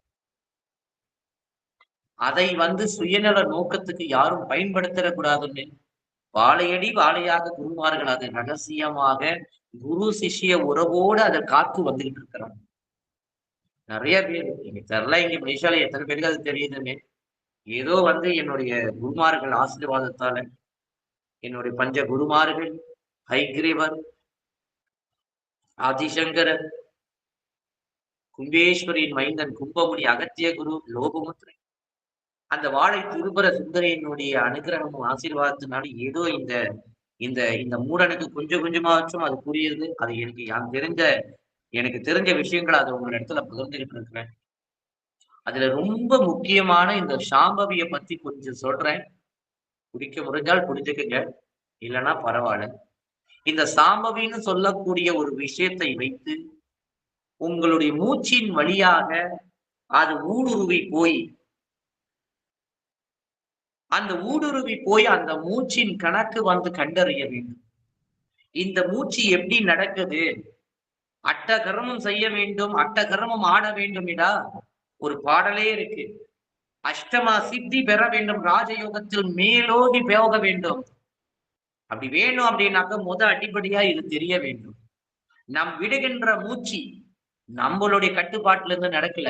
நான் பார்க்கணும்னு நினைக்கிறத பார்க்கணும், பார்க்கலன்னா கண்ணை மூடிட்டு பேசாம இருக்கிறோம். கேட்க வேண்டியதை கேட்கிறோம், கேட்கலன்னா பேசாம இருக்கிறோம். சாப்பிட வேண்டியதை சாப்பிட ருசிக்கிறோம், வேணானா பேசாம இருக்கிறோம். தொட்டு உணரணும்னா தொட்டு உணரணும், இல்லைன்னா பேசாம இருக்கிறோம். ஆனா இந்த மூச்சு மட்டும் எப்பயுமே உள்ள போயிட்டு அது பாட்டுக்கு வந்துகிட்டே. நமது ஆரம்பத்துல சொன்ன அந்த மார்க்கண்டையர் கதையில யம தர்ம ராஜா, யம என்றால் வேற ஒண்ணும் கிடையாது. யம அப்படின்னாக்கா நம்மளுடைய மூச்சு. தர்ம அப்படின்னாக்கா நீங்க விழித்திருந்தாலும் விழிக்காம இருந்தாலும், நீங்க வேதனையா இருந்தாலும் சுயநலமா என்ன நிலையில இருந்தாலும், தூங்கிட்டு இருந்தாலும் தூங்காம இருந்தாலும் அதோடைய வேலையை அது கரெக்டா செஞ்சுக்கிட்டு இருக்கும். மூச்சு விட்டுக்கிட்டே அது வேலையை அது கரெக்டா செஞ்சுக்கிட்டு இருக்கும். தவறவே தவறாது. அது வேலையை அது டியூட்டியை பர்ஃபெக்டா செய்து கொண்டிருக்கும். ஆனா அது வேலையை தவறாது. அதனால மூச்சுக்கு பக்கத்துல இன்னொரு என்ன வச்சாங்கன்னா, அதோடைய தர்மம் தவறாம செய்தாலும் யம தர்ம, அது டியூட்டியை பர்ஃபெக்டா செய்யுது. ராஜா, பொதுவா ராஜா கிங் எதுக்கு இருப்பாங்க? ஒரு கிங்டம் இருந்தா அதுக்கு கிங் இருக்கும். நமக்கிட்டயே 3 விதமான கிங்டம் இருக்கு. புற, திரிபுர அப்படின்னு சொல்லக்கூடிய 3 விதமான உடல். இந்த 3 விதமான ஸ்தூலம், சூக்குமம், காரண தேகம். Physical body, mind body and soul body. இது 3ஐயும் புராணங்களை இது எப்படி வர்ணிப்பாங்கன்னா 3 விதமான கிங்டம். புறம் அப்படின்னாக்கா Kanchipuram is a kingdom, Madurapuram is a kingdom. Kingdom இந்த உடம்பு என்று சொல்லக்கூடியது ஒரு கிங்டம், ஒரு ராஜ்யம், ஒரு புறம். மனசுன்னு சொல்றதும் புறம், ஆத்ம தேகம் சொல்றது ஒரு புறம். 3 விதமான உடலுக்கு ராஜாவாக இருந்து தன்னுடைய தர்மத்தை தவறாம செய்து கொண்டு இருப்பவர் யாரு அப்படின்னா யம தர்ம ராஜா. நமக்கு என்ன நடக்குது? நம்ம ஆயுளானது கொஞ்சம் கொஞ்சமா ஓடிக்கொண்டு இருக்கின்றத மறைமுகமாக அதை நம் அறிவுக்கு சித்தத்துக்கு புரிவதற்காக யம தர்ம ராஜா என்ற உருவத்தை கொடுத்து நமக்கு பாடம் சொல்லி கொடுத்திருக்காங்க நம்மளுடைய குருமார்கள். அத்தனை ஞானிகளும் ரிஷிகளுக்கும் சித்தர்களையும் திருவடியை பணிந்து வணங்குவோம். அவர்களுடைய திருவடியில நம்ம சிரசை வைத்து வைத்து தொட்டு வணங்குவோம். இன்னும் வளரணும், இன்னும் அறிவு பெருசா வளரும். அப்ப யம தர்ம ராஜா வந்தாரு. சரி, காலம் அந்த எரும மாடு என்னது? எப்ப ஒரு மனிதன் மூச்சானது எரும மாடு மாதிரி நடக்குது, நம்ம மூச்சு விதவிதமா நடக்கும். காக்கா மாதிரி நடக்கும், நம்ம மூச்சு கோழி சேவக்கோழி மாதிரி நடக்கும், நம்ம மூச்சு கழுகு மாதிரி நடக்கும், நம்ம மூச்சு மயில் போல நடக்கும். இந்த மாதிரி ஒவ்வொரு மாதிரி நடக்கும். நம்ம மூச்சு சிங்கம் போல நடக்கும், நம்ம மூச்சு புலி போல நடக்கும். விதவிதமான மிருகங்களை வைத்திருக்கிறாங்க. அப்போ ஒரு மனிதனுக்கு எப்ப மூச்சு எரும மாடு எப்படி நடக்குதோ அந்த நடையில மூச்சு நடந்தால் அவங்க மரணம் அடைய போறாங்கன்றது அர்த்தம். அவனுக்கு முடிச்சிச்சு டைம் அப்படின்னு. அப்ப இந்த மூச்சை வந்து கவனிக்க தெரிஞ்சவர்கள், இந்த மூச்சின் ரகசியம் தெரிந்தவர்கள் என்ன சொல்லுவாங்கனாக்கா சரஞானிகள்னு சொல்லுவாங்க. அது இன்னொரு பழமொழி இருக்கு சித்தர்களோட படி, சரண் தெரிஞ்சவனை பகச்சிக்கான்னு சொல்லுவாங்க. சரண் தெரிஞ்சவன சரஞானிய உரசி பார்க்காத, பச்சி தெரிஞ்சவனை பகச்சிக்காதன்னு சொல்லுவாங்க. ஒரு பழமொழியே இருக்கு, சரண் தெரிஞ்சவனை உரசி பார்க்காத, பச்சி தெரிஞ்சவனை பகச்சிக்காத அப்படின்னு. ஏன் அப்படின்னாக்கா அவர்களுக்கு தெரியும் எது எப்ப எங்க நடக்க போகுது அப்படின்னு. அதனால அவர்கள் சொல்லுவாங்க, சரம் பார்க்க தெரிஞ்சவனை வந்து அவனை உரசி போய் பார்க்காத, அவங்ககிட்ட பிரச்சனை வச்சுக்காத. அதே தவிர பச்சி தெரிஞ்சவன்கிட்ட பஞ்ச பூதம் எப்படி நடக்குதுன்னு புரிஞ்சவன்கிட்ட பகச்சுக்காத அப்படின்னு சொல்லுவாங்க. அது உண்மையில உண்மை. அப்ப அந்த சரஞானமானது உங்கள் மூச்சு உள்ளுக்கு போகுது. அது போய் வந்து உடல்ல இருக்கின்ற ஐம் என்று சொல்லக்கூடிய சரஸ்வதியும் பிரம்மாவும் இருக்கக்கூடிய அந்த இடத்துல 600 மூச்சு காத்தானது எப்படி நிரம்பி அந்த மூச்சு அந்த அந்த என்ன சொல்லுவாங்க, பிரம்மா சரஸ்வதி நிரம்பி இருக்கின்ற அந்த இடம், அது தமிழ்ல வந்து நகாரம் அப்படின்னு சொல்லுவாங்க. அந்த இடத்துல 600 மூச்சுகள், மொத்தம் 600 நம்ம விடுகின்ற மூச்சியானது 600 மூச்சு அங்கிருந்து ஆரம்பிக்கும். இதெல்லாம் ராஜயோகத்துக்குள் இருக்கின்ற மிக சூக்ஷமான விஷயங்கள். பார்த்தீங்கன்னாக்கா ஷௌம் என்று சொல்லக்கூடிய பீஜம் மகாவிஷ்ணுவும் மகாலட்சுமியும் குடியிருக்கக்கூடிய ஒரு பகுதி. அந்த இடத்துல 6000 மூச்சுகள் வந்து நம்ம விடுகின்ற மூச்சு உள்ள போய் வரும். அதுக்கு அடுத்து வந்து கிளீம் என்று சொல்லக்கூடிய ஒரு பீஜம். அந்த பீஜத்துல வந்து ருத்ரனும் பார்வதி அல்லது காளியானவள் இருக்கக்கூடிய இடம். அதுலயும் வந்து 6000 மூச்சு வந்து போயிட்டு வரும். அதுக்கப்புறம் வந்து கிரீம் என்று சொல்லக்கூடிய பீஜம், அந்த இடத்துல மகேஸ்வரனும் மகேஸ்வரியும் குடியிருக்கின்ற இடம். அந்த சக்கரத்தின் உள்ளேக்கு வந்து கிட்டத்தட்ட 6000 மூச்சு வந்து உள்ள போயிட்டு வரும். அதுக்கப்புறம் வந்து ஸ்ரீம் என்று சொல்லக்கூடிய பீஜம், அது வந்து கிட்டத்தட்ட சதாசிவன் ஆதிபராசக்தி 3000 மூச்சுகள் வந்து உள்ள போயிட்டு வரும். அப்ப எந்த மூச்சு எங்க நடக்குதுன்றது வித்தை தெரிய வேண்டும். இதெல்லாம் ராஜயோகத்தினுடைய முக்கியமான இது. அப்ப இந்த மூச்சு ஓடும் போது அந்த மூச்சோடு சேர்ந்து உள்ளுக்கு ஓடுகின்ற அந்த சூக்குமமா ஓடுகின்ற அந்த தசநாடிக்குள் ஓடுகின்ற மூச்சு, அதுல இருக்கின்ற ஒவ்வொரு மூச்சையும் நீங்க வந்து பயிற்சியின் மூலியமாக அண்டர்ஸ்டாண்ட் பண்ண முடியும். அதை பண்ண தெரிந்தால் நீங்களும் ஒரு ராஜயோகி. நவரத்தின மாலை நவீன அதுல 9 விதமான நாடியை நீங்க வந்து சரி செய்துட்டாலே வந்து லலிதா நவரத்தின மாலையில இல்லாததே ஒண்ணுமே இல்லை. அதனாலதான் இந்த புக்கு லலிதா நவரத்தின மாலையை 1008 புக்கு அடிச்சு எல்லாருக்கும் நாடு முழுதும் கர்ம யாத்திரை பேர்ல நாடு முழுதும் போய் வீடு வீடா பிச்சை எடுத்து இது எல்லாத்துக்கும் இலவசமா கொடுத்துட்டு இருக்கு. இது ஒண்ணு போதும். நம்ம எங்க போனாலும் ஹேண்ட்போன்ல வச்சுக்கிறோம்ல, மேப்ஸ் ஜிபிஎஸ் வச்சுக்கிட்டு போறோம்ல. ஆனா மனிதனுடைய மொத்த வாழ்க்கைக்கும் ஒரே ஒரு ஜிபிஎஸ் இந்த லலிதா நவரத்தின மாலை. இதுல என்ன சொல்லல, ராஜயோகத்தின் முழு ரகசியமே கடைசியா லலிதா நவரத்தின மாலையில் இருக்குகின்ற நவரத்தின மாலை நவீண்டிடுவார். 9 விதமான தெய்வீக சக்திய 9 விதமான சக்திகளை யார் ஒருத்தவங்க நவீண்டிடுவார்களோ, இணைந்திருவார்களோ, அடைந்திருவார்களோ, அவர்களால பல அற்புதத்தை செய்த முடியும். அவர்கள் வாழ்க்கையிலே நடக்கும். அவர்கள் பிறருக்கும் அற்புதத்தை செய்ய முடியும். பெரிய பெரிய மகான்கள் செய்தது போல. அதோடு நிறுத்தினாம வந்து அடுத்த கட்டத்துக்கு போறவன் சிவரத்தினமாய் திகழ்வார் அவரே. 10வது ஒரு நாடி இருக்கு. அந்த தச நாடியில 10வது ஒரு நாடி இருக்கு. அந்த நாடி சாதாரண நாடி கிடையாது. அந்த நாடிக்கு மகா காளிக்கு சமமான நாடி. அந்த நாடியை தொட வேண்டும் என்றால் மிகவும் ரகசியத்தின் ரகசியம். அதுக்கு ஒரு ரகசியமான பேரும் இருக்கு. ரகசியத்தை மைக்கு போட்டு எல்லாரும் முன்னுக்கு இப்படி சொல்ற முட்டாள் பையன் நானாதான் இருக்கு. அதுக்கு பேரு வந்து குஹ்ய காளின்னு ஒரு ரகசியம் வச்சிருக்காங்க. குஹ்ய அப்படின்னாக்கா குகை, பள்ளம், கீழே, ஆக கீழே. அப்ப அந்த நாடியில ஆக கீழ் பகுதியில் இருக்கக்கூடிய ஒரு குகை, அதுக்குள் இருக்கின்ற ஒரு மாபெரும் ரகசியம். அதை இழப்ப தெரிந்தவர்கள் ஸ்ரீ வித்யா உபாசகர். அவர்களுக்கு பேர் தான் குண்டலி யோகம் செய்ய தெரிந்தவர்கள். அந்த யோகத்தினுடைய மிக உயர்ந்த யோகம்தான் சிவயோகம், ராஜயோகம். அதை தான் வந்து வாசி யோகம் அப்படின்னு சொல்றாங்க. அந்த ராஜ யோகத்தை செய்ய தெரிந்தவர்கள் அந்த தசநாடியும் ஏற்க தெரிந்தவர். இதுக்கு மேல நான் அதை பேசவே முடியாது. அப்ப அந்த ராஜ யோகத்தின் வழியாக சிவயோகம்னு சொல்றார். அந்த மூச்சியினுடைய அடிப்பாகத்தில் இருக்கின்ற அந்த மகா காளியானவள், குகைக்குள் இருக்கின்ற அந்த குஷிய காளியானவளுடைய துணை கொண்டு அது மேல் எழும்பி வரும்போது 1000 இதழ் கொண்ட அந்த சகசிரார ரூபிணியாக இருக்கின்ற அந்த லலிதா திரிபுர சுந்தரியானவள் அந்த பரபிரம்ம நிலையை வந்து தொட்டவர்கள், அந்த பரபிரம்ம நிலையிலே நிலைத்து இருந்தவர்கள்,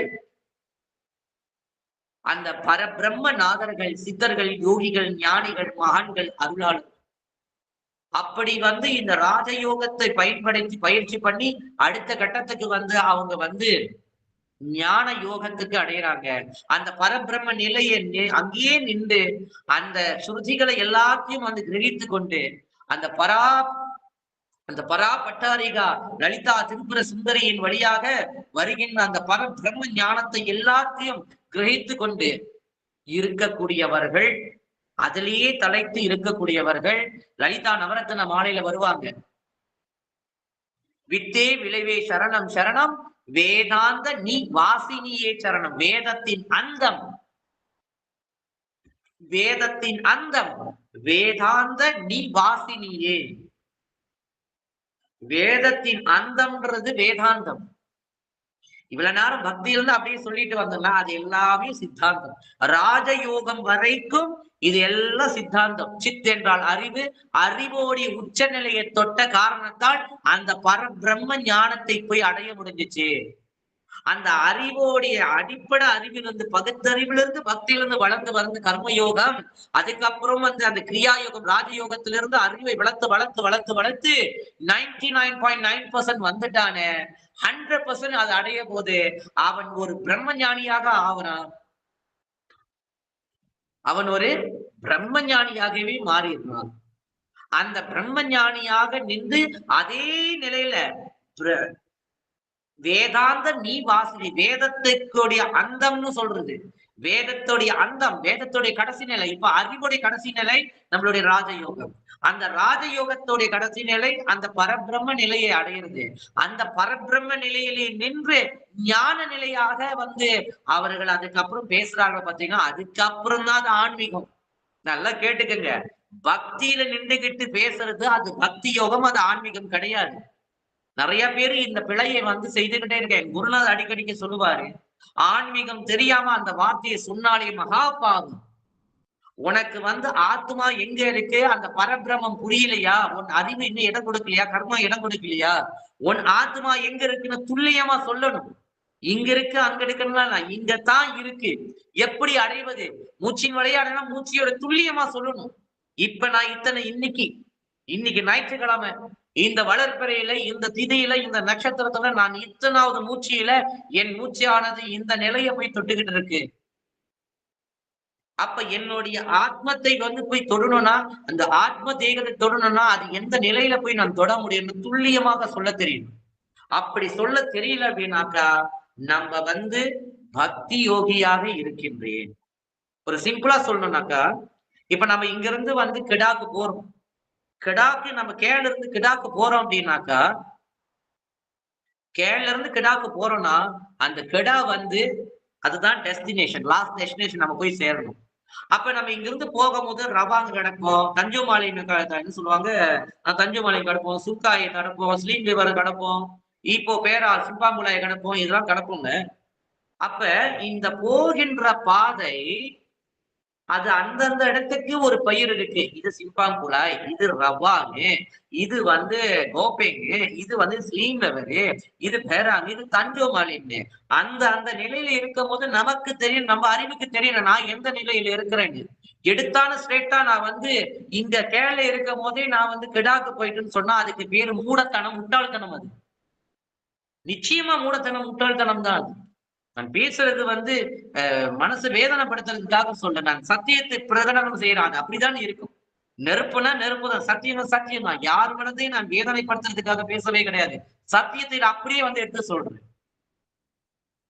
அப்ப ஆன்மீகம் என்பது யார் ஒருத்தவங்க இந்த மூலாத்திலிருந்து மேல சகசிராரத்துல இருக்கின்ற அந்த லலிதா திரிபுர சுந்தரை நிலைய, அந்த பரபிரம்ம நிலையில நின்று, இப்படி வேதாந்த நீ வாசினி, வேதத்துடைய அந்தம், வேதாந்த நீ வாசினி, வேதத்துடைய அந்தத்துக்கு அப்பால் நீ நின்று வாசம் செய்கின்ற தேவியே, வேதாந்த நீ வாசினி, வேதத்துடைய அந்தத்துக்கும் அப்பால் நிலையில நிற்கின்றாயே என் அன்னையே, பராபட்டாரிகா லலிதா திருப்பதி சுந்தரி, உன் சகசிரார ரூபினியே, உன்னை நான் மனதார தொழுகின்றேன்.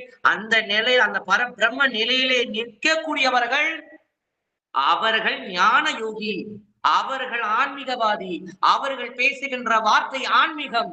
நம்ம பேசுறது பக்தியில இருந்து பேசினா அது பக்தி. நம்ம கர்ம யோகத்திலிருந்து பேசினா நம் கர்மயோகி. நம்ம ராஜயோகத்திலிருந்து பேசினா நம்ம ராஜயோகி. ராஜயோகத்தை நான் பயிற்சி பண்ணிக்கிட்டு இருக்கிறேன். அன்பர்கள், மணி 10 ஆச்சு. என்னால முடிந்த அளவுக்கு என்னுடைய சிற்றறி, என்னுடைய எல்லாமல்ல என்னுள் இருக்கின்ற வாழை தேவி, என்னுள் இருந்து எனக்குள் இருக்கின்ற என் குருமார்கள், என் கும்பமுனி கும்பேஸ்வரியின் மைந்தா கும்பமுனியும் லோகமுத்திரையும் ஐக்கிர மகரிஷி, என் பஞ்ச குருமார்கள், என் ஞான குரு ஆதிசங்கரன் திருவடியை என் சரசால் தொட்டு பணிந்து என்னுடைய உரையை நான் இத்தோடு முடிக்கின்றேன்.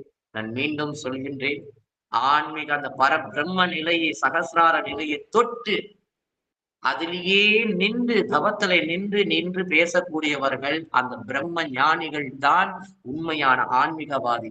நாம் பக்தி நிலை, நாம் கர்மயோக நிலை, நாம் ராஜயோக நிலை. தயவு செய்து ஆன்மீகத்துக்கு போனதுக்கு அப்புறம் அதுதான் ஆன்மீக பேச்சு, அதுதான் நான் ஆன்மீகவாதின்னு சொல்லுங்க. அப்படி இல்லை அப்படின்னா நான் பக்தி யோகம் செய்யறேன், நான் கர்ம யோகம் செய்யறேன், நான் ராஜயோகம் செய்யறேன்னு சொல்லுங்க. தெரியாம பக்தி, அந்த ஆன்மீகம் தெரியாம, ஆத்மா எங்க இருக்குன்னு தெரியாம அதை சொல்வதே அந்த மகா காளி, அந்த சித்தர்களுடைய சாபத்துக்கு ஆளாகுவாங்க, ரிஷிகளுடைய சாபத்துக்கு ஆளாகுவாங்கன்னு என் குரு அடிக்கடி சொல்லுவார் என்று சொல்லி, எல்லாரும் நீரோடி வாழணும். இந்த தை மாசம், மாசி மாசம் தெரிந்தோ தெரியாமல் செய்த பாவகர்மத்தை போக்கக்கூடிய அற்புதமான மாசம்.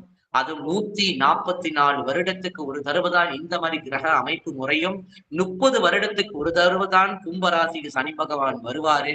ஆக ஒரு அற்புதமான நேரம். நானே விடாம வீடு வீடா ஊர் ஊரா போய் என் ஆணவத்துக்கும் சுயநலத்துக்கும் இடம் கொடுக்காம என் அறிவு அந்த வாழையின் ஆசீர்வாதத்துல வளர வேண்டும் என்று நான் வீடு வீடாக போயிட்டு பவதி பிக்ஷாம் தேகி என்று சொல்லி கனகதார ஸ்தோத்திரம் படித்து பிக்ஷை எடுத்துக்கிட்டு இருக்கேன். பர்லீஸ் முடிச்சுட்டேன், கூலி முடிச்சாச்சு. இப்ப நான் பிணைங்கல இருக்கிறேன். நேற்றுதான் பெரிவாவுடைய காஞ்சி காமக்குடி பெரிவா பாட நம்ம 6வது பெர்லீஸ்ல இருக்கக்கூடிய விஜயன் குருக்கள், அப்புறம் தினேஷ் குருக்களுடைய நண்பர்கள் பிணைகள் இருக்காங்க. அவங்களுக்கெல்லாம் சொல்லி பெரிவாவுடைய பக்தர்கள் எல்லாரும் அவங்க வீட்டுக்கு கூப்பிட்டு எனக்கு பிக்ஷை, குருகுல பிக்ஷை எடுத்தாங்க. ஆக இந்த விஷயத்தையும் சொல்ல சொன்னாரு நம்ம கிருபா சார். அதனாலதான் சொன்னேன், அன்பர்கள் இந்த தை மாசம், மாசி மாசத்தை விட்டுறாதீங்க.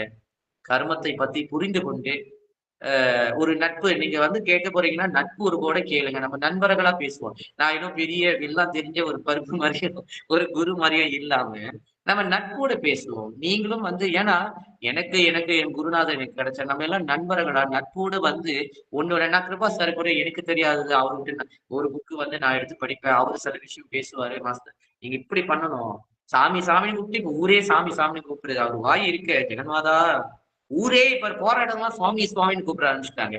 கூப்பிடும் போதெல்லாம் உள்ளுக்கு குத்துது. இன்னும் சுயநலத்தை நிறைய வச்சுக்கிட்டு இருக்கிறேன், ஆணவத்தை வச்சுக்கிட்டு இருக்கிறேன். இன்னும் நம்மள சுவாமி சுவாமின்னு கூப்பிடுறதுக்கு தகுதியே இல்லாத இந்த என்ன சொல்றாங்க, அற்ப பதில போயிட்டு நம்மள போயிட்டு சுவாமி சுவாமின்னு கூப்பிடும் போது அப்படி சதக்கு குத்துறமா இருக்கு. ஒரு துளி சுயநலம் இல்லாம எனக்கு போகும்போது நானே சொல்றேன் என்ன சாமின்னு கூப்பிடுறது. நிறைய சுயநலத்தையும் ஆணவத்தை வச்சுக்கிட்டு எங்க சாமின்றது, சாமியை ஆகிறதுக்கே வாய்ப்பு இல்லை. அது இந்த கலியுகத்துல சான்ஸே கிடையாது. வேணா வேஷம் வேணா போடலாம். இந்த மாதிரி ருத்ராட்சம் இதெல்லாம் போட்டுட்டு தாடி எல்லாம் வளர்த்துட்டு குங்குமம் வச்சுக்கிட்டு இந்த மாதிரி வேஷம் வேணா நான் போடணும். சாமி எல்லாம் ஆக முடியாது என்று சொல்லி இவ்வளவு நேரம் பொறுமையா கேட்ட உங்கள் எல்லாருக்கும் என் மனதார வாழ்த்துக்கள். இது அற்புதமான இந்த டீம் ஒர்க் செய்து கொண்டே இருக்கின்ற என் அன்பு நண்பர், என் ஆருயிர் நண்பர் நம்மளுடைய கிருபா சார் அவர்களுக்கும் மனதார பிரார்த்தனைகள், வாழ்த்துக்கள். இந்த அற்புதமான சேவை சுயநலம் இல்லாம, ஆணவம் இல்லாம செய்யப்பட்ட இந்த சேவையின் மூலியமா உங்களுக்கு தெரிந்தோ தெரியாம ஜென்ம ஜென்மமா செய்த பாபகர்மமோ, தாய் தந்தை வழியாக வந்த பாபகர்மமோ, சாபங்களோ, தோஷங்களோ, பாவமாய்கையோ தூர தூர ஓட ஓம் நம சிவய ஓம் சிவய நம ஓம் ய நம சிவ ஓம் சிவய நம ஓம் வய நம சிவோம். விடைபெறுகிறேன். மாணவ தர்மத்திலிருந்து உங்கள் அன்புக்குரிய சித்தரடிமை மாஸ்டர் சித் விடைபெறுகிறேன். ஜெய் ஜெகன்மாதா சிவாய சிவோம்.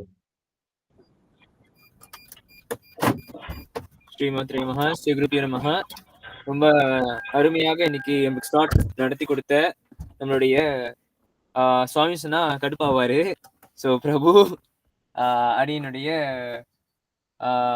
அதாவது வெட்டுக்குறை தொட்டக்குறை அப்படின்னு சொல்லுவாங்க இல்லையா, அந்த மாதிரி எனக்கு ஒரு வாய்ப்பு கிடைச்சது. இவரை நண்பர்னு சொல்லுங்க, எனக்கு அப்பதான் சந்தோஷம். ஆமா, என்னுடைய அண்ணன், நண்பர், வெல்விஷர், ஒரு குரு அப்படின்னு நிறைய விஷயங்கள்ல அவரு எனக்கு வந்து ஒரு இன்ஸ்பிரேஷனா இருப்பாரு. அவர் செய்யற கர்ம யாத்திரை, இந்த மாதிரி விஷயங்கள், அவருடைய பக்குவம் எனக்கு கூட கிடையாது, நிறைய பேருக்கு கிடையாது. இருந்தாலும் இவருடைய வயசுல பாத்தீங்க அப்படின்னாக்கா நிறைய பேர் லௌகீகத்துலதான் நிறைய மூழ்கி கிடப்போம்.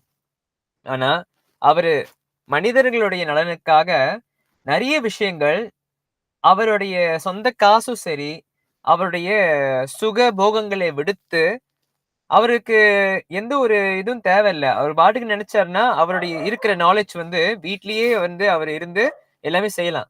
ஆனா அவர் கர்ம யாத்திரை என்ற பெயர்ல நிறைய இடத்துக்கு போய் நிறைய விஷயங்கள் நிறைய பேருக்கு சொல்லிக் கொடுக்கறதுக்கு அவர் ஒரு கங்கணம் கட்டிக்கிட்டு இருக்காருன்னு கூட சொல்லலாம், அவருடைய சங்கல்பம். சோ அவர் மாதிரி நிறைய பேரு செய்ய முடியுமா இல்லையா எனக்கு தெரியாது. ஆனா அவர் செய்யறாரு. நம்ம அவருக்கு சப்போர்ட் வேணும்னா பண்ணலாம். நம்ம அவர் நல்லா இருக்கணும், நிறைய பேருக்கு அவர் மூலியமா நிறைய விஷயங்கள் போய் சேரணும். அதனால சுவாமி அம்பாளை பிரார்த்தனை பண்ணி நீங்க நீரோடி நல்லா நல்லா வாழணும், நீரோடி வாழ்க. உங்களுடைய சேவை நிறைய பேருக்கு போய் சேரணும். குறிப்பாக இந்த மலேசியால இருக்கிற நிறைய நபர்களுக்கு நீங்க சொல்லிக் கொடுக்குற விஷயம் புரியணும், விளங்கணும், அதை அவங்க வந்து அப்ளை பண்ணணும். ஸோ இந்த மாதிரி விஷயங்கள் எல்லாம் நான் கேட்டுக்கிறேன். நிறைய விஷயங்கள் நீங்க செய்யுங்க. ரொம்ப நன்றி இந்த டைமுக்கு. அதே சமயத்துல நிறைய விஷயங்கள், ரகசியங்கள் எல்லாம் நீங்க ஷேர் பண்ணிருந்தீங்க. ஸோ அந்த ரகசியங்கள் வந்து இந்த க்ளோஸ் சர்க்கிள்ல இருக்கட்டுமா, இல்ல நம்ம யூடியூப்ல போடும்போது ட்ரிம் பண்ணி போடவா, அது கொஞ்சம் சொல்லிருங்க சுவாமி.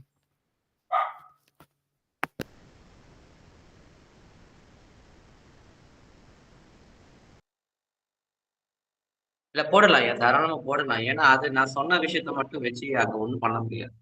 அதனால இது தெரிஞ்சுக்கதான் முடியும் தவிர்த்து அது அதுக்கு மேல ஒண்ணுமே பண்ண முடியும். ஓகே சுவாமி, ஓகே சுவாமி. ஏன்னா இது ஒரு தகவலாக நம்ம பரிமாறிக்கிறோம் இல்லையா. சோ இது மூலமாக உங்களுடைய கான்டாக்ட்ஸ், அதாவது உங்களை எப்படி அடையலாம், உங்களுடைய டிக்டாக்கோடைய ஐடி கொஞ்சம் சொல்லிருங்க. மேற்கொண்டு இதை பத்தி ஆழமா தெரிஞ்சுக்கணும், புரிஞ்சுக்கணும் அப்படின்னாக்கா உங்களை எப்படி தொடர்பு கொள்றது அப்படின்னு கொஞ்சம் சொல்லிருங்க சுவாமி. பிரபு. ஓகே, மாணவ தர்மா அப்படின்னு சொல்லக்கூடிய ஒரு குருகுலா. இந்த மாணவ தர்மா அப்படின்னு டிக்டாக்ல போட்டீங்கன்னா அது வந்துடும். நீங்க அதுல போயிட்டு வந்து நீங்க பயோ டிக்டாக்ல வந்து மாணவ தர்ம பயோ டிக்டாக்ல வந்து என்னுடைய தொலைபேசி என்ன இருக்கும், அது வழியா நீங்க வந்து என்ன தொடர்பு கொள்ளுங்க. ஓகே பிரபு, மீண்டும் சந்திப்போம். ரொம்ப நன்றி சுவாமி, ரொம்ப நன்றி பிரபு. சாரி மறுபடியும் வந்துருது, மன்னிக்கணும். மீண்டும் சந்திப்போம் பிரபு. ஓகே, ஜெய் ஜெகன் மாதா சிவாய, எல்லாரும் நல்லா இருக்கணும். ரொம்ப சந்தோஷம். ஓ ஜெய் ஜெகன் சுவாமி.